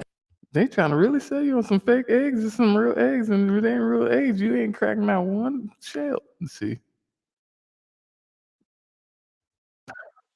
The amount of scamming and scheming right now is getting so. The snake oil salesman, and am I reaching when I say that? I don't think so. It's the year of the snake.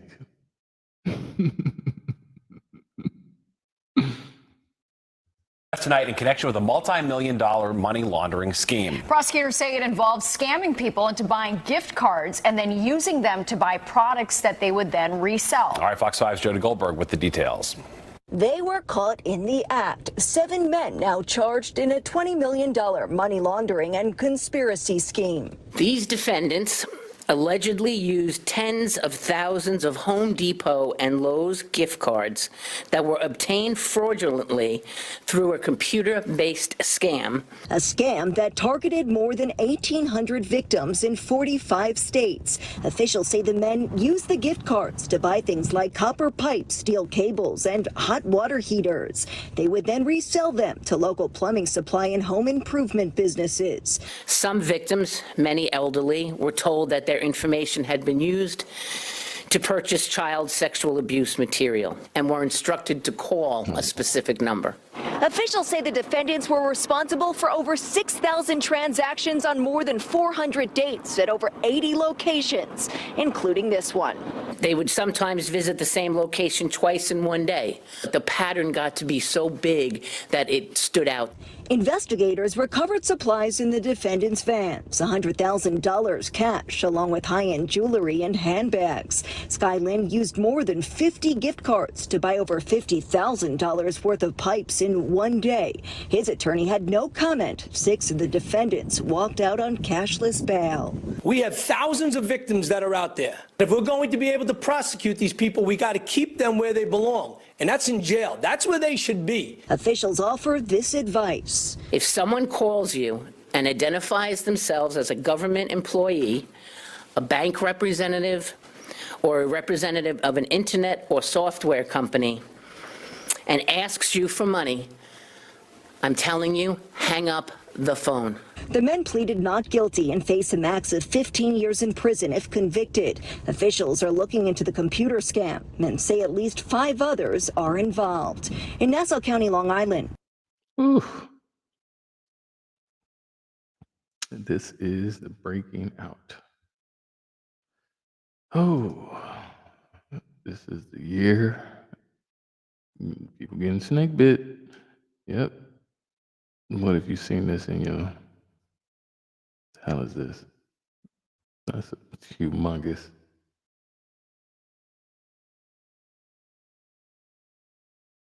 Yeah, if you saw that popping out of you, that's a humongous snake. He ain't curled himself up to get up to the top right there, but the amount of snakes that are popping up everywhere, they are slithering everywhere, y'all. Slithering everywhere. Yes.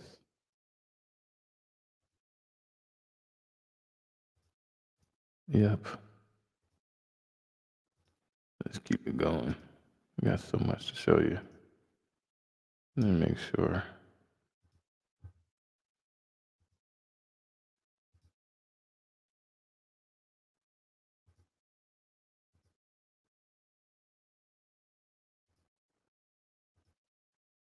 And make sure I get rid of all these other ones that I got. Yeah, some of these are.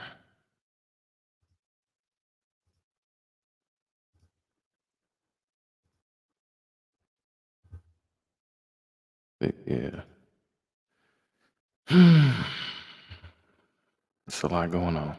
Anyways, keep on going. So yeah, like I said, well, I didn't bring it up, but the amount of people that have passed away that have been in show business. I don't got the video. I'll show the video next time. But yeah, there's dozens. Man, they even they bring up bring up Gene Hackman, and he passed away. For many people that didn't know, it's been I said this I said this was going to be the trend. I was just jokingly about it, but I was like, nah, I know this is going to be a thing because, you know, a lot of people, they don't know how to handle shock and trauma and awe and disbelief and that thing. And so it's better to just hit just pull it's easier to just pull the video cord, the video game console cord out of the wall and just unplug yourself. And so that's becoming much more of a norm. It's the trend going on right now. Even companion suicide, you're seeing that. So I was deeming that was the case, when before any of the accusations popped up, I was like, oh, yep, So, but these are sudden events that are happening where people are being visited by spirits and beings and different things of that nature. So, I'm starting to see that pop up a lot more. People being haunted. People up in age, they've lived a long life. How do you know it with everything they've been doing and everywhere they've been going, whether they're a celebrity or not, famous or rich or not? All you people been trying to, oh, he's a good person. All that. You can't account for what the hell people been doing. Ain't nobody watching your ass this whole time. And even if that was the case, this is an exhausting job looking after everybody else. Ask a parent. You gotta sit there and look after a dirty diaper, little bean, little miniature heart attacks every time they jump off the stairs. Look, Mom, I am Spider-Man. Jumping from 3 feet up in 3 stories from the balcony into your arms. You catch me, knowing you gonna catch them. It'd be that one parent who just be like, oh man, I'm son. Hold on, son, I got a call. Dad, I thought you was gonna catch me, man. You let me fall. I thought I could trust you. Yeah. Oh man. Parents just don't understand. But yeah, they was found. So discovery, and it was discovered lying on the bathroom floor with prescription pills strewn across the nearby countertop. So the couple are believed to have been dead for several days before they were found, and both bodies had signs of decomposition and partly mummified. So yeah, a lot of people got a lot of favorite pills, man. I'm telling you, the amount of stuff that's been getting pumped into these systems, the amount of legality and access and marketability and feasibility and sexuality of substances. People need their substances now because it's a lot of stuff that's stressing them out. They can't handle and can't keep up because the world is moving super fast right now, y'all. It's moving super fast. And a lot of people need their drugs right now. Gay who just got to the scene. Logan, what are you?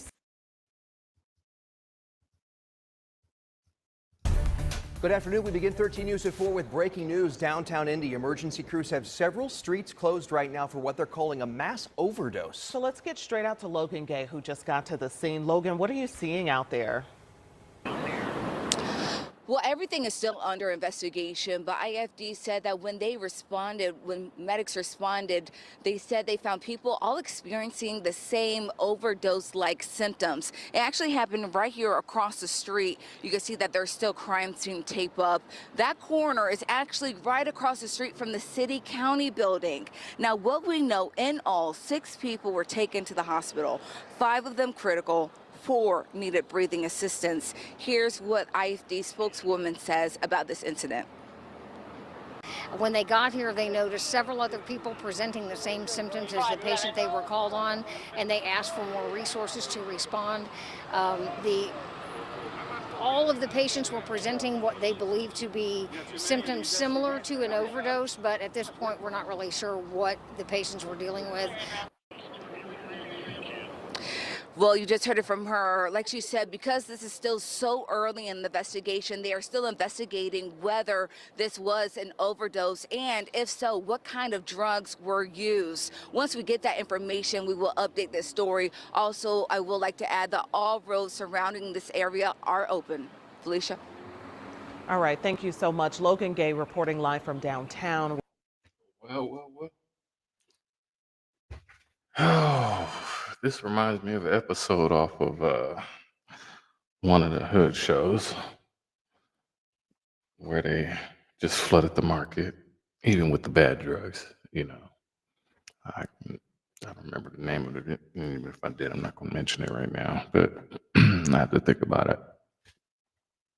But yeah, Indianapolis is home to the very infamous Eli Lilly company. So yeah, there's a whole lot of drugs out there. There's a whole lot of access. And yeah, that's what's going on. Yeah. What in the actual AF? That's what's going on right now. Yeah, it's bad everywhere. Bad on the water, bad on the land, bad in the skies. Hold on, let me see where we get this one up. No, I think we already talked that. But yeah, just travel plans everywhere. Your local city, all that stuff. Yeah, you never know what none of these people done did. Yeah, Jeffrey Epstein's contact list revealed Michael Jackson, Alec Baldwin, Prince Andrew, 250 masseuses, and more. And even with Michael, they didn't even, it's like people just got your names. People taking pictures, just like, now you even got to be more mindful of who you dealing with and stuff like that.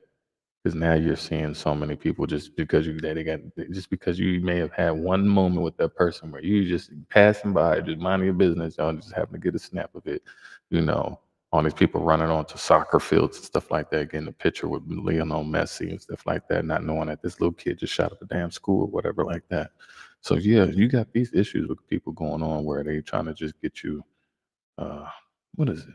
Extortion, blackmail, yeah, but get you caught up. But yeah, they mentioned, names Alec Baldwin. Alec Baldwin's wife just passed, so that was she committed suicide as well, and she was found by her daughter. So yeah, that's like I said, this just happened. Let me see if I can pull that up. That is a good question. Because I know I just saw it.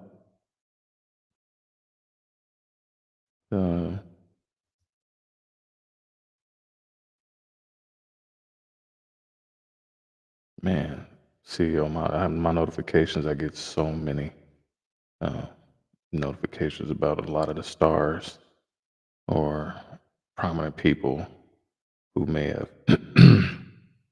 ended up in that type of circumstance. But yeah, anyways, I'm just trying to see if I can find the actual article. I can read it to you. But yeah, I mean, yeah, do your research. You'll be able to see it yourself as well.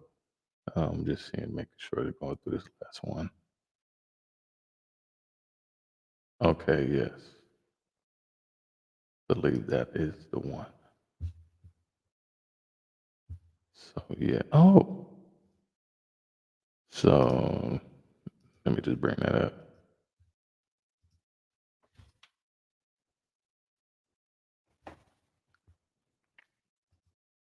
Oh, hold on, let me close that back. Nope.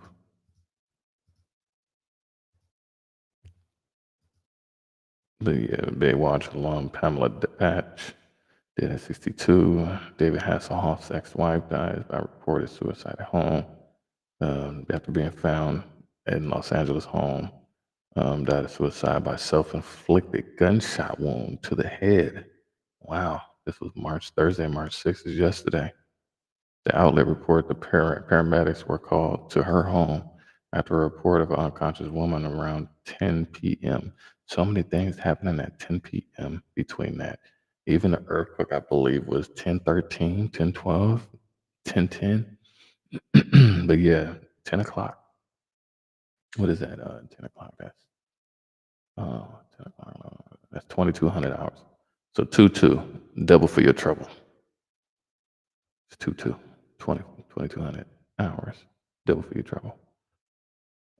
Body and exam scheduled until death. David, he's 72. They were married from 1989 to 2006. Former couple shared 2 daughters. So yeah,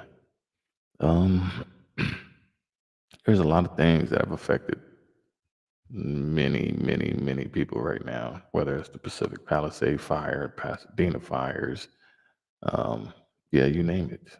There is a uptick. There is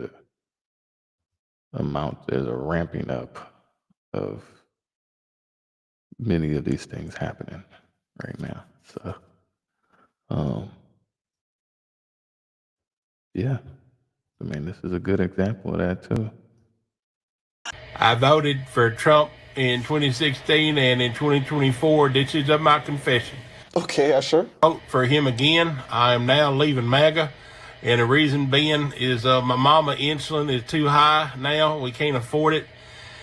And hell, they're probably going to get rid of her Medicaid, Medicare, and the goddamn Social Security. And I just hate to see my mama, but that ain't what really got me.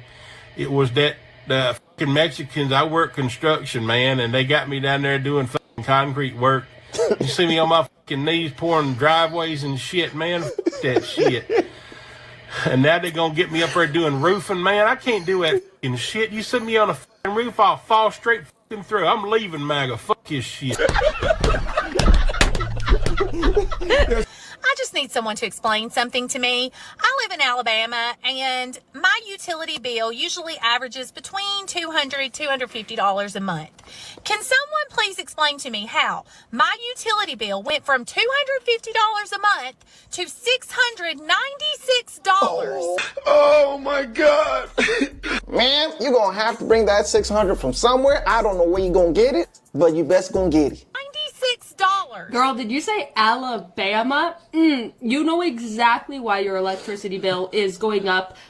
Did you get this letter in the mail by chance? Yeah, it was sent to the residents of Huntsville, Alabama. It says that your electricity bill was going up because of Donald Trump. It has his name actually right here. Declare, you know what I mean? It said, hey, he ended through executive orders some federal grants that were lowering your electric bill. This is the best round of FAFO, and I wasn't going to ream you too hard, but then I went and saw your repost. You posted a lot of stuff from Little Human Being guy, you know, Charlie Kirk, a lot of Daily Wire stuff, a lot of Donald Trump thirst traps, if you will. It said, oh, I know exactly who you voted for. You're the perfect candidate for this video. God, someone posted this? Thank you, Lord Jesus, for President Trump. I voted for President Trump. I mean, you're an educator. You didn't vote for Trump eliminating federal funds. No, I did not vote for that. I do not think that's what the voters want. It's devastating. County wants to cut our school funding. I don't think that anyone voted for that. Do you mind if I ask who you voted for in the election? I voted for Donald Trump. 80% of this county did vote for Donald Trump in November. But that doesn't mean that they believe that anything will be cut here. I have to take responsibility for my personal vote that enabled that. I have to say I wasn't paying attention. I should have been and I wasn't. There's a lot of reasons for that, but and I regret that, obviously now. Trying to take responsibility for that and own it publicly. The day after Trump won, I knew I had made a huge mistake. A lot of guilt and genuine shame. probably gonna get some understandable hate for this. I can play stupid all you motherfucking want to, but I see through the bullshit. Don't ever come on my fucking page talking about some, oh, I didn't have enough facts before Trump got in office. That's why I voted for him. No, you knew exactly who the fuck he was, just like you knew who your fucking baby daddy was, just like you knew who your ratchet, ugly ass daddy was, and your stupid ass, ugly ass mom. I ain't gonna lie, I'm getting cooked. Project 2025, didn't you read that? That's his platform. From my understanding, that wasn't his platform. That's not what he's running on. And I never thought I'd be on the political side of TikTok because it's definitely not something I'm interested in. I'm interested in the farm side of TikTok. Project 2025, I did not read Project 2025 because from my understanding, that's not what he was running on. That's what I was told, and that's the information that I had. Everybody's arguing with each other, and it's never the people against the politicians. It's the politicians against the politicians, and it's the people against the people. That's what I don't understand. We need to unite and be together, but then you're saying, oh, well, if you didn't vote for my party, we're not uniting with you. Well, that's the fucking problem. I never thought I was leaving my bed. No, I never thought we bonded over bigotry, but they weren't supposed to turn on me. No, I never thought the leopards would eat my face. They made a whole anthem out of this. Oh my God. I didn't think people would be like this, but they went all the way in. I have to admit, the music is really nice. My husband of 12 years has transformed from a reasonable conservative into what I can only describe as a Trump cult member, and it's destroying our marriage. What? Our house has become a literal shrine to Trump. I wish I was exaggerating. There's a 6-foot Trump cardboard cutout in our living room that he talks to every morning like some sort of religious ritual. Our walls, once decorated with family photos, are now plastered with Trump flags. He even replaced our American flag with a Trump 2024 or death banner. My kids are embarrassed to have friends over. I mean, none of that surprises me. And I have just a little bit of advice for her.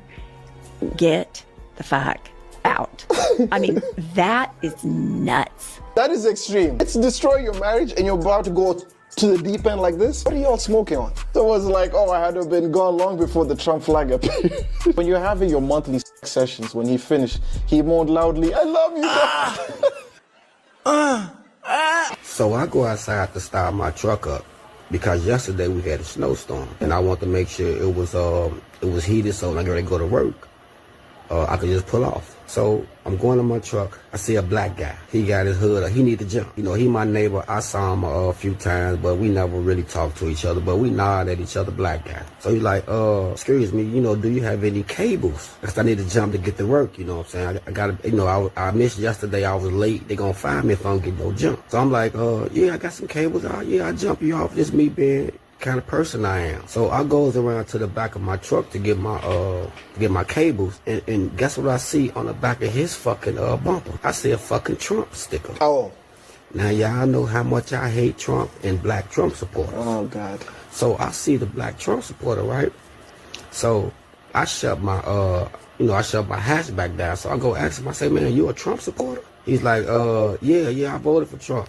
I say, well, sir, I'm going to keep this as simple as I can, as easy as I can. I don't fuck with Trump supporters. I wouldn't do nothing for Trump supporters, so I would not be giving you a jump. He like, man, Joe, you gonna do me like that over a vote? I'm like, yeah, brother, you did me the same way and we're in this bullshit now, so I'm not giving you no jump. So, as a matter of fact, I'm never even speaking to you again. I'm never talking to you again. I'm not even looking at you again, so I hope you get a jump. So I closed in, so I'm so mad. I take my truck, let it warm up. I go park on the opposite side of him because now I know this motherfucker Trump supporter. He's dead to me.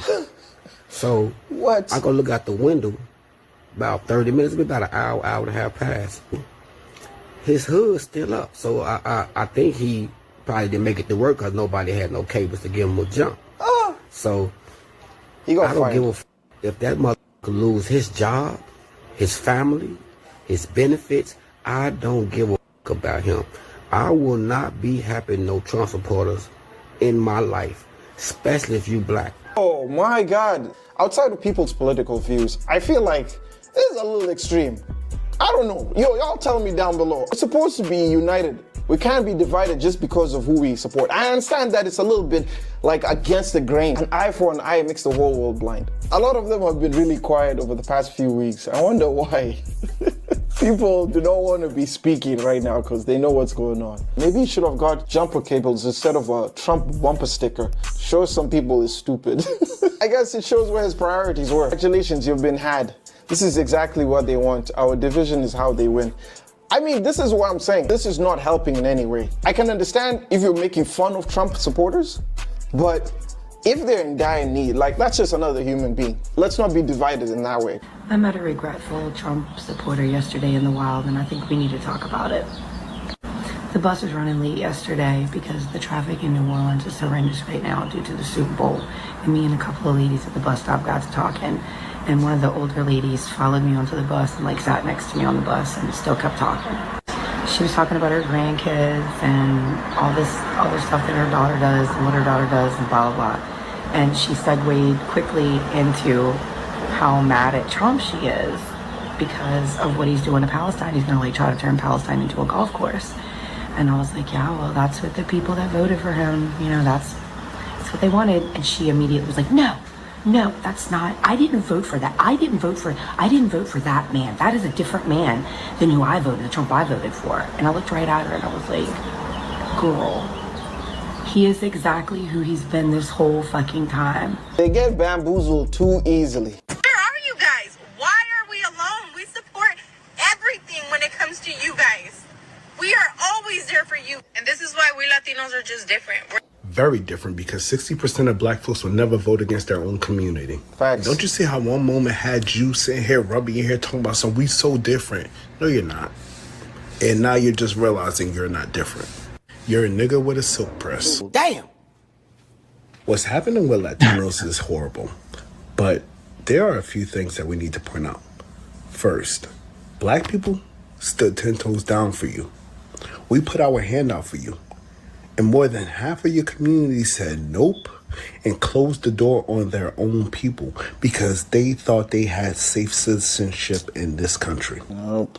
The same people that voted against you are now quiet, standing next to you marching, talking about we're family. Black people know a scam when we see it. And we know the same people that voted against you, they're still in that crowd. And Latinos are finding time to make videos saying, black people, what's going on? Other people, what's going on? And they're not addressing that more than 60% of their community voted against them and closed the door on their own people. And now that white folks turned on them, they're acting like they had no clue. That is terrifying to have in your community. You need to look for the Lambonos in your community first. Because I don't know who they are, but you got a bunch of traitors marching next to you. My question is that... Well, it looks like people are starting to smell roses and skunks and not being able to distinguish between which is which. So, yeah, there's a lot of that going on right now. There is so much going on, beloveds, that, yeah, it's just so much rage and just dissension going on that people trying to seek out their escapisms. So like I said, yeah, even with that going on, you got people being deported and all that. A lot of the stuff I ain't agree with, trying to be there to help them out regardless of they're a Trump supporter, the Democrat and all that stuff. No. The moment you pour your energy into any part of this bird, doesn't matter what side, left side, right side, blue side, red side, green side, independent, down the middle, whatever. This system of Babylon is falling, and it's been falling for the last 5 years. Because, and regardless of whatever, great ideas or great people that you just put in office or in positions to try to do something about it and try to be Captain Americas, it's not happening. From every angle, from a mind, body, and spirit, financial, logistical, personality, integrity. Many of every factor is happening right now on showcasing the stark presentation of the transformation and the reversal of a curse, a spiritual curse that was reversed by the man upstairs, which you guys have no control over. This joystick. This joystick, you are not in control. You are in a roller coaster that is very slowly, very horrifyingly ticking up, chugging along up the most broken roller coaster. And you get to the end of it, you realize that there's no more. Like, where's all the rest of the roller coaster train track? It just falls right off, catches fire into hell. That's what's going down right now. That regardless of how you even look at it, anybody, especially brothers and sisters that look like us who jumped right on in, I gave my vote because I'm looking out for my future generations. No, you wasn't. You're looking out for your damn prescription pills. Old ass niggas. Y'all always looked out for yourself. Even still to this day, y'all go down on blades of glory. Pride cometh before the fall, and whoso is not humble shall stumble. And many of my OGs, I try to tell them, hey, you better stop siding with, you better stop acting like Samuel Jackson and the Django. What is this goddamn nigga doing on that down there? I just watched that yesterday too. Oh man, we got a lot of Sambos, Coons, and Uncle Toms tap dancing for all of these systems and ways and people, all of this grandstanding. And yes, you are starting to see even the most prominent of people in positions crumble before your eyes. You're starting to see the same drug enforcement officers ending up ODing on the drugs that they was enforcing off of the streets. So the war on drugs ain't even a war on outside and external. It's really becoming internal now. Where you got all of your cops is hooked on fentanyl. What in tarnations? You have people who are not being able to do their jobs correctly now. You got people that you got to hire them. Who you going to hire? You kick them. You kick the H-1Bs ones out. H-1Bs out. You kicking any type of immigrant out, whether Haitian, Mexican, or anybody from another Central, Southern, another American country. So yeah. And you seeing these beautiful black brothers and sisters standing in firm conviction of what we see, standing in silence and volition. And just observing and reporting, why is everybody panicking and running around and buying fake eggs and selling them as eggs and selling them 3 times the price of eggs that ain't even really gas. It's just, we just been pumping boo-boo oil. Your carbon breaking down and all that. This is the great Babylonian shopping spree, sweepstakes, where you got people who put their lab coats on and their badges on and identification cards on and get the trying to tap dance to save their people, places, things, and ideas. The idea that this Pope was grand, this idea that this president, that Carter was grand. It's just, you are seeing the epic fall and destruction. This is the revelation, and the revolution is now televised. It's getting worse. It's getting worse. Every time. So yeah, keep a couple of these going. I still got so much longer to go. But shifting focus now to the United States, the U.S. Army, while trying to meet the hiring targets, has been recruiting obese soldiers. Basically, it has been lowering its fitness requirements to meet the ambitious recruitment targets. Let's first tell you about the Army's Future Soldier Preparatory Course, as it's called, a preparatory program, to put it simply. It was introduced in the year 2022. It basically helps those who are a little over the military weight limit to shed the kilos and get the recruits into shape, through workouts, nutritional courses. Now, according to a report by a Pentagon watchdog, around 14% of those accepted on the course had body weights more than the limit for the course. Around 14%. This is according to a report from the Inspector General at the Department of Defense.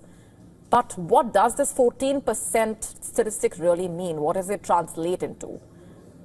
Quote, increased risks to trainees' health, including the risk of deaths, while trying to lose weight quickly to meet the body fat percentage standards, quote unquote.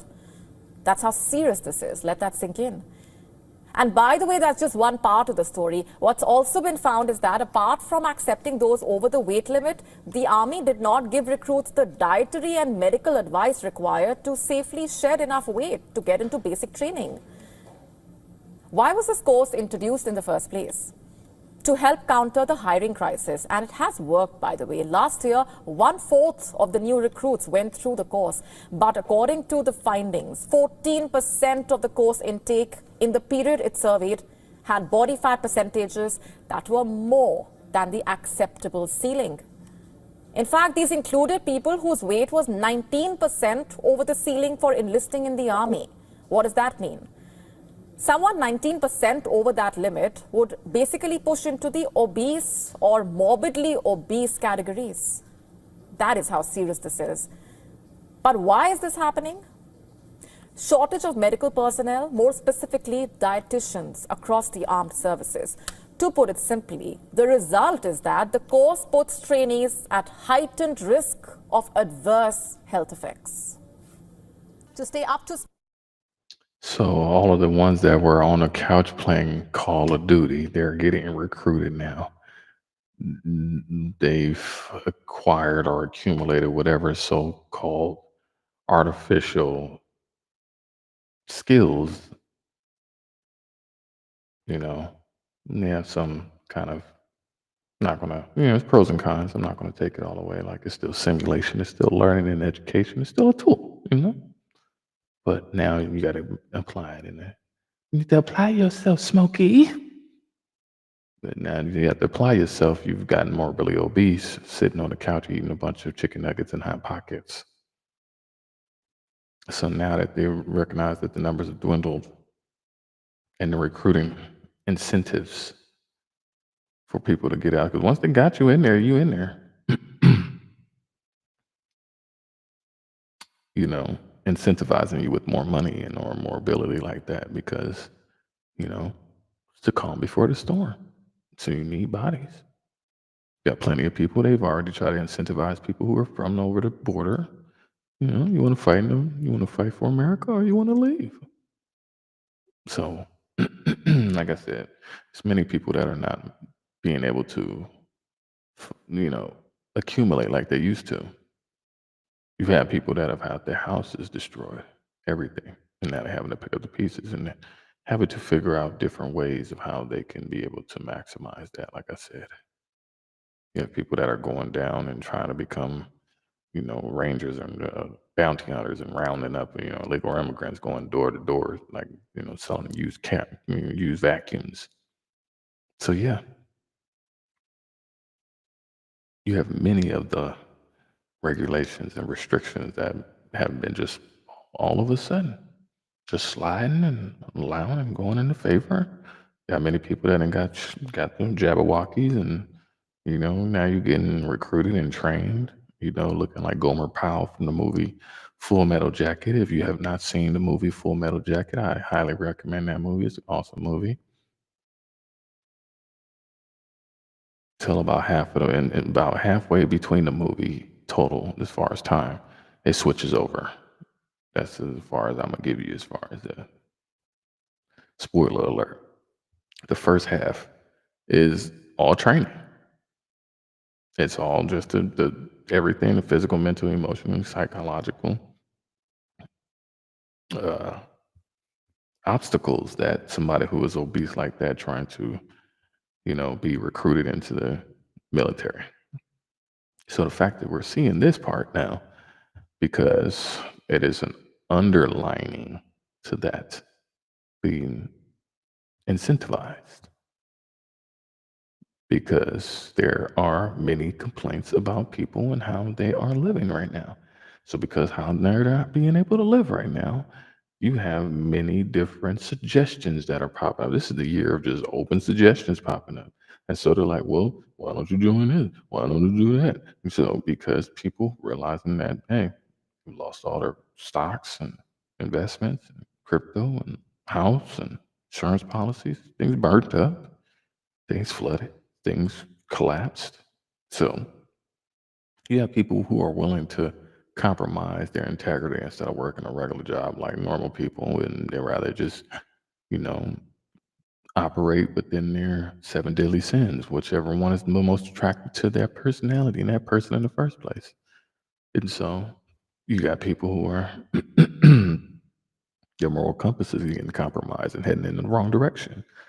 So you got people who used to be, you know, saying no to drugs. Now they the ones who are the mules, trafficking pounds of cocaine and marijuana and all these other things. Matter of fact, let me just go ahead and go to that one.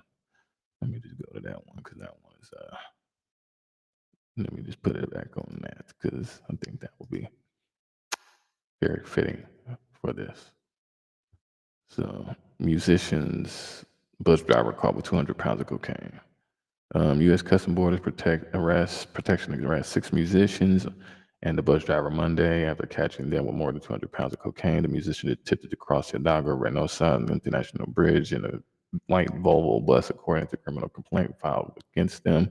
Officers sent the bus to secondary inspection, where an X-ray revealed an anomaly in the gas tank. During the search, they discovered about 80 packages of cocaine. Agents with Homeland Security investigations, which is part of U.S. Immigration and Customs Enforcement, questioned the bus driver. The driver, Pedro Egan, said his passengers were part of a band. They said frequently traveled from Monterrey, Mexico to Houston. His story, however, didn't add up when pressed. He admitted that he was smuggling drugs. Also stated that the passengers posing as musicians who were to perform or record in Houston was a cover to conceal the smuggling attempt. When they arrived in Houston, he would park the bus at a hotel. Someone would pick up the bus and call to return back to Mexico. Agents also questioned the musicians. Several claimed that they had recorded music in Houston during past trips. One said he wasn't actually a musician. He just booked Uber trips for the band. But when they traveled to Houston, in search of government database showed the bus had started crossing the border in October 2024. You know, the bus crossed the Hidalgo Bridge in early morning hours, approximately every week, 2 weeks behind the wheel. After crossing the bridge, the bus would head north. It typically passed through the checkpoint about 90 minutes later. The bus would return to Mexico the next morning. A review of X-ray photos from previous trips show that on each of the trips, the same anomaly existed within the gas tank of the vehicle. Agents charged 6 passengers with participating in a conspiracy to import controlled substances. Court records don't list attorneys for the passengers. They remain in federal custody Wednesday and couldn't be reached for comments. So, yeah, you have a lot of people who are desperate times calls for desperate measures. And this is the new job trend. That's why you're seeing many people who are on the run. That's why you're seeing many of these police chases, because people who you know are inspired and got gaslit and peer pressured and just by any means necessary, just willing to do whatever they can and get to keep on going. And so that Tony Montana life. And so you're seeing many people who are getting these max sentences because of because they have used us as the barometer and the test, the results, the litmus test to be able to enforce these things. So because of that, now what's happened is that the letter of the law of the land is showcasing that, because these happen and these were written into law, we have to follow the letter of the law. So you got many people who don't look like us now, who are the ones who are the gangsters and calling each other the N-word now and stuff like that, and we're driving and doing the drug trafficking, voluntarily by like super choice, because people want their things. People want their things.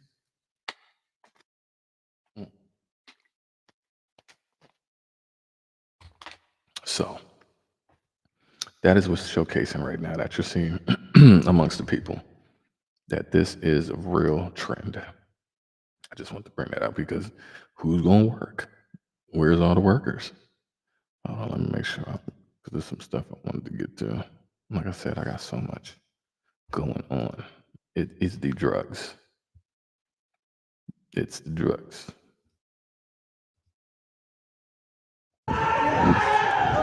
It's a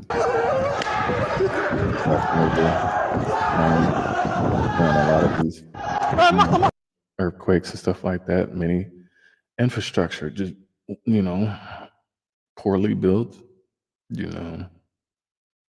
snap right at joints on all aspects, but you got companies who are major corporations who got these things, and these things may last.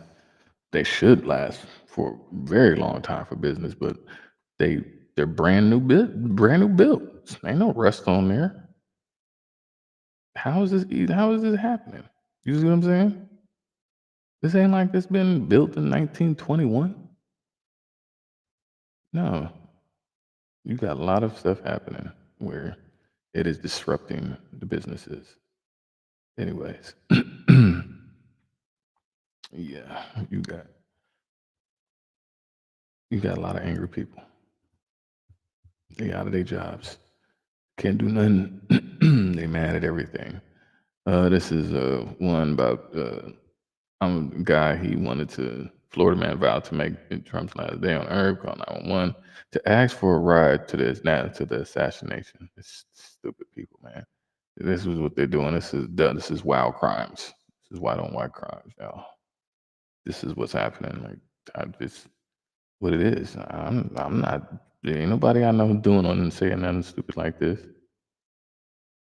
Yeah, it's just that's just a part of the news. That is just a part of the news. We'll get through some of these.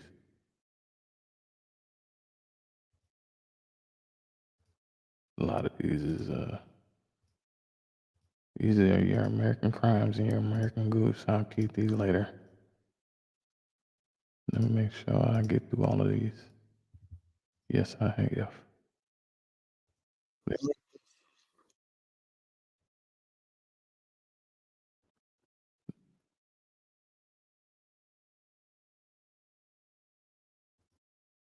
Liquidate various volcanoes. No, yeah, let me do that.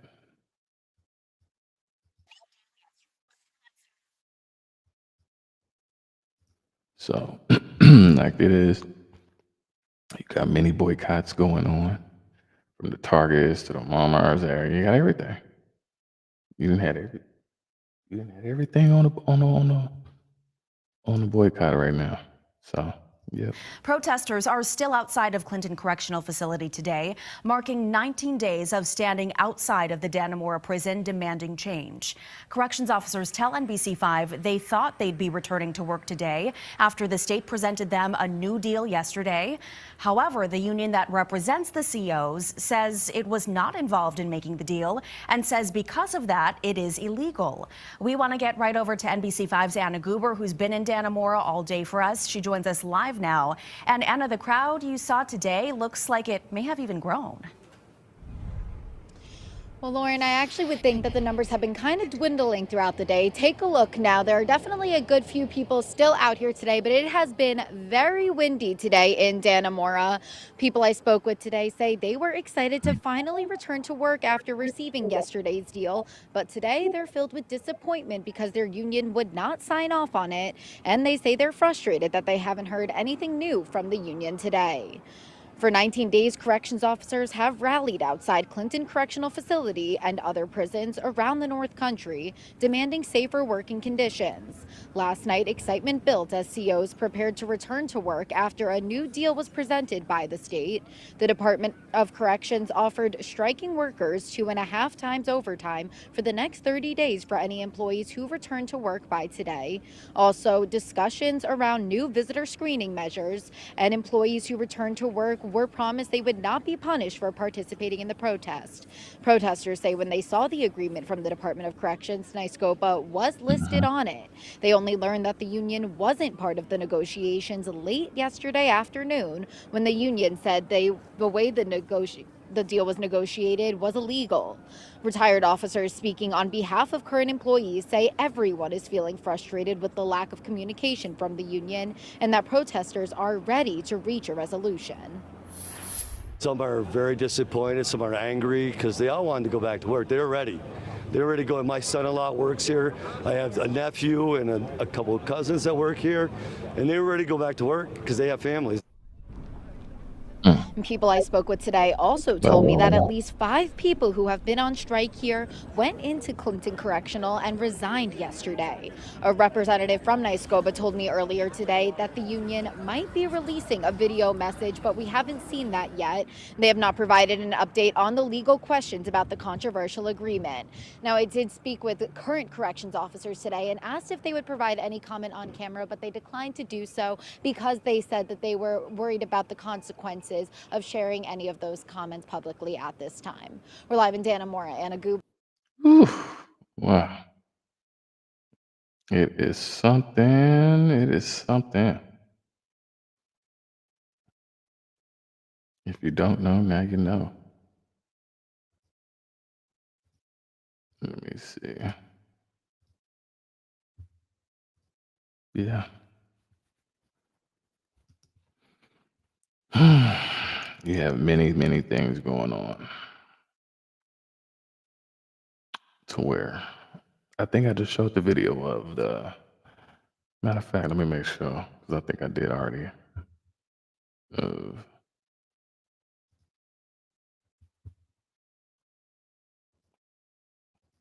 Of what was going on in the yes, I did.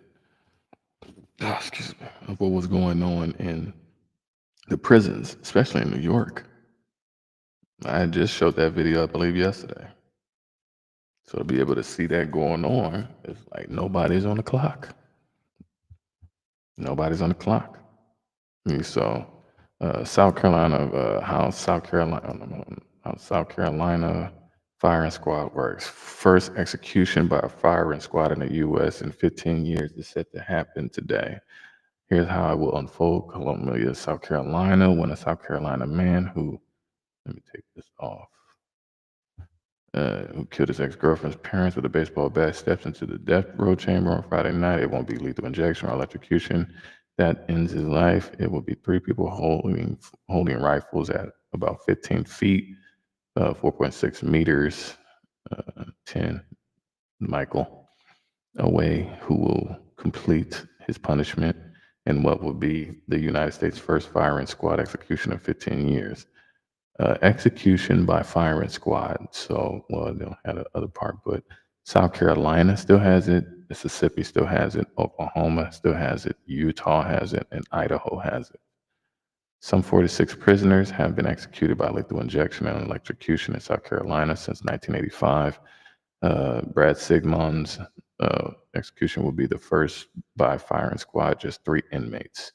In Utah in 1977, 1996, and 2010 have faced the firing squad in the U.S. since the death penalty was reinstated in 1976.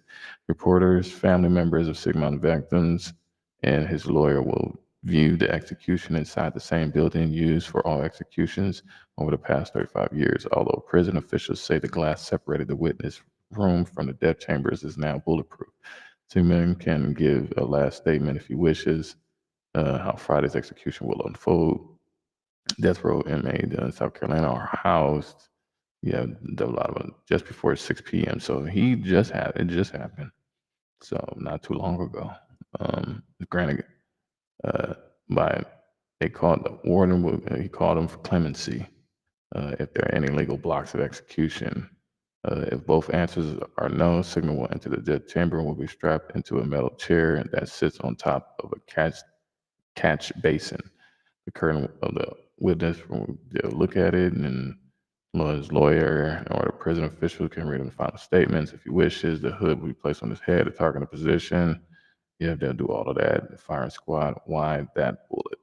Round is designed to break apart as soon as it hits something firm. In this case, the prisoner's rib cage. Fragments will spread out, and the intent is to destroy as much of the heart as possible. The medical expert in the state said at 2022 trial that if the heart is heavily damaged, an inmate will lose consciousness almost immediately and likely will not feel pain. The doctor said survivors of gunshots often report first feeling like they were punched or pain only following a few seconds later. Okay, so, okay. So, as you can see,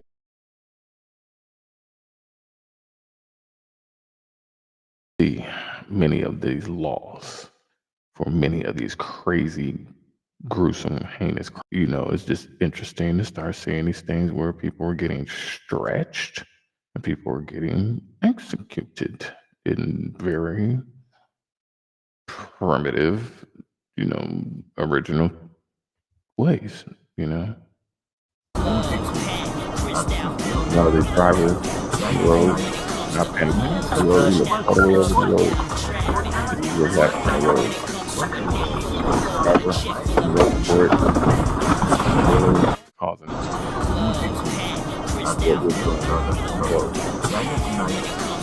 turn that music off because I don't want to get striked for it. But yeah, you can literally get the hint that he's not even, he took his whole seatbelt off and looked back, didn't want to pull over, couldn't wait for it, literally skid it over. Now you have almost caused other people, because of people's decisions. That's what we're facing now, people. So yeah, I just wanted to shine some light. Got a lot more to talk about, but I definitely just wanted to, glaze over some of the stuff that's going on right now. Got much more. Got American Crime, but yeah, I'm gonna leave it right there because I got some stuff to do. But we're gonna definitely keep you in tune and stay informed with everything that's going on out there because it's definitely a real life. It's real life. So yes, brothers and sisters, we're gonna conclude from there. We're gonna bring you some more. So hope y'all enjoy your day. Spread the word, spread the love, stay strong. Keep doing what you're doing. Love, peace, and air grease. Shalom.